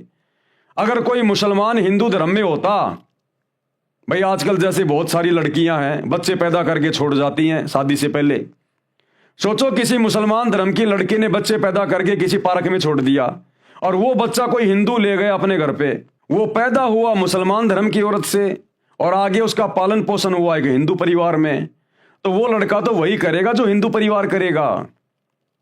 वो लड़का तो वही सब कुछ करेगा जो वो हिंदू परिवार करेगा, वही भक्ति करेगा, वही सारा सब कुछ करेगा। तो जैसा आप लोगों ने अपने बाप दादा से, अपने पिताजी से, अपने परिवार में बचपन से देखा है, आप वही तो भक्ति करने लग गए। और आपको क्या पता था कौन अल्लाह है, क्या भक्ति है, क्या कुछ नहीं है। अगर आपके माता पिता मांस नहीं खा रहे होते तो आप भी नहीं खाते। आपके माता पिता जब से आपने आंख खोली वो मांस खाते हुए दिखाई दिए, तो आपके लिए तो हरी सब्जी हो गई मांस। तो थोड़ा सा अपने शास्त्रों को भी देखो भाई, माता पिता के हिसाब से चलने से बात नहीं बनेगी, थोड़ा शास्त्रों के हिसाब से चलो, क्योंकि भक्ति का विधान शास्त्रों में है, माता पिता के पास नहीं होता। तो एक बार शुरू करो सत्संग सुनना भाई और बहनों, नहीं तो बहुत बहुत भयंकर दुर्गति करवा बैठोगे, बहुत भयंकर यहां भी, और मरने के बाद तो शैतान 84 लाख योनियों में और नरक में डालेगा। वो किसी के साथ भेदभाव नहीं करता, वो हिंदू मुसलमान सिख ईसाई नहीं देखता, वो देखता है भक्ति और कर्म। और भक्ति और कर्म के मामले में पूरा मुसलमान समाज, पूरा हिंदू समाज डूबा हुआ है। तो हमारी प्रार्थना है, विनती आप लोगों से, इस पुस्तक के ऊपर अभी तक ये 5वां वीडियो है, तकरीबन 35-40 वीडियो बनेंगे। अगर आप देख लोगे, और खाली ये मेरे वीडियो देखने से बात नहीं बनेगी, सतगुरु रामपाल जी के सत्संग सुनना शुरू करो। उनकी आवाज में, उनके वचन में वो शक्ति है, वो पावर है। वो अंदर जाकर रिएक्शन करना शुरू करेगी उनकी आवाज। वो पूर्ण संत है, अल्लाह कबीर है, उनके वचन में पावर है, शब्द में। तुम्हारा हृदय परिवर्तन कर देगी, चेंज कर देगी। तभी तो तुम्हारे घर में, तुम्हारे धंधे में वो बरकत दिखाई देगी तुम्हें, जब उनके सत्संग सुनना शुरू करोगे। काम धंधे पे, अगर काम धंधा तुम्हारा जहां भी है, व्यापार बिजनेस दुकान, वहां अगर तुम सत्संग सुनोगे तो वहां तुम्हें बरकत मिलेगी। घर में सत्संग सुनोगे, तुम्हारे घर में जो है वो बरकत मिलेगी। कोई बीमार है वो स्वस्थ होना शुरू हो जाएगा। घर में लड़ाई झगड़ा है, धीरे धीरे ठीक होना शुरू हो जाएगा। एक बार शुरू तो करो, देखो तो सही, आजमा लो, क्या दिक्कत है। कोई पैसे थोड़ी लग रहे हैं, जेब में तुम्हारे मोबाइल है, खाली सत्संग सुनने यूट्यूब पे जाके एक बार देख लो प्रैक्टिकल करके, महीना 2 महीना, कोई बात बने तो ठीक है, नहीं तो फिर ठीक है, काटते रहो अपने बकरे मुर्गे जैसा भी तुम कर रहे हो भाई। तो हमारी तो इतनी सी अरदास है, इतनी सी विनती है। तो आज के वीडियो में केवल इतना ही। कल रात्रि 8 बजे सभी भाई बहन फिर से लाइव जुड़िए। तब तक ये कबीर परमात्मा सतगुरु रामपाल जी भगवान हम सबको आज्ञा दें, इजाजत दें, आशीर्वाद दें। बंदी छोड़ अल्लाह कबीर सतगुरु रामपाल जी भगवान की जय हो।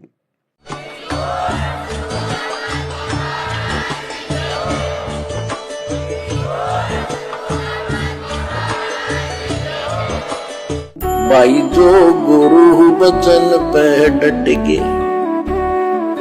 कट गे फंद 84 के, कट गे फंद 84 के, कट गे फंद 84 के।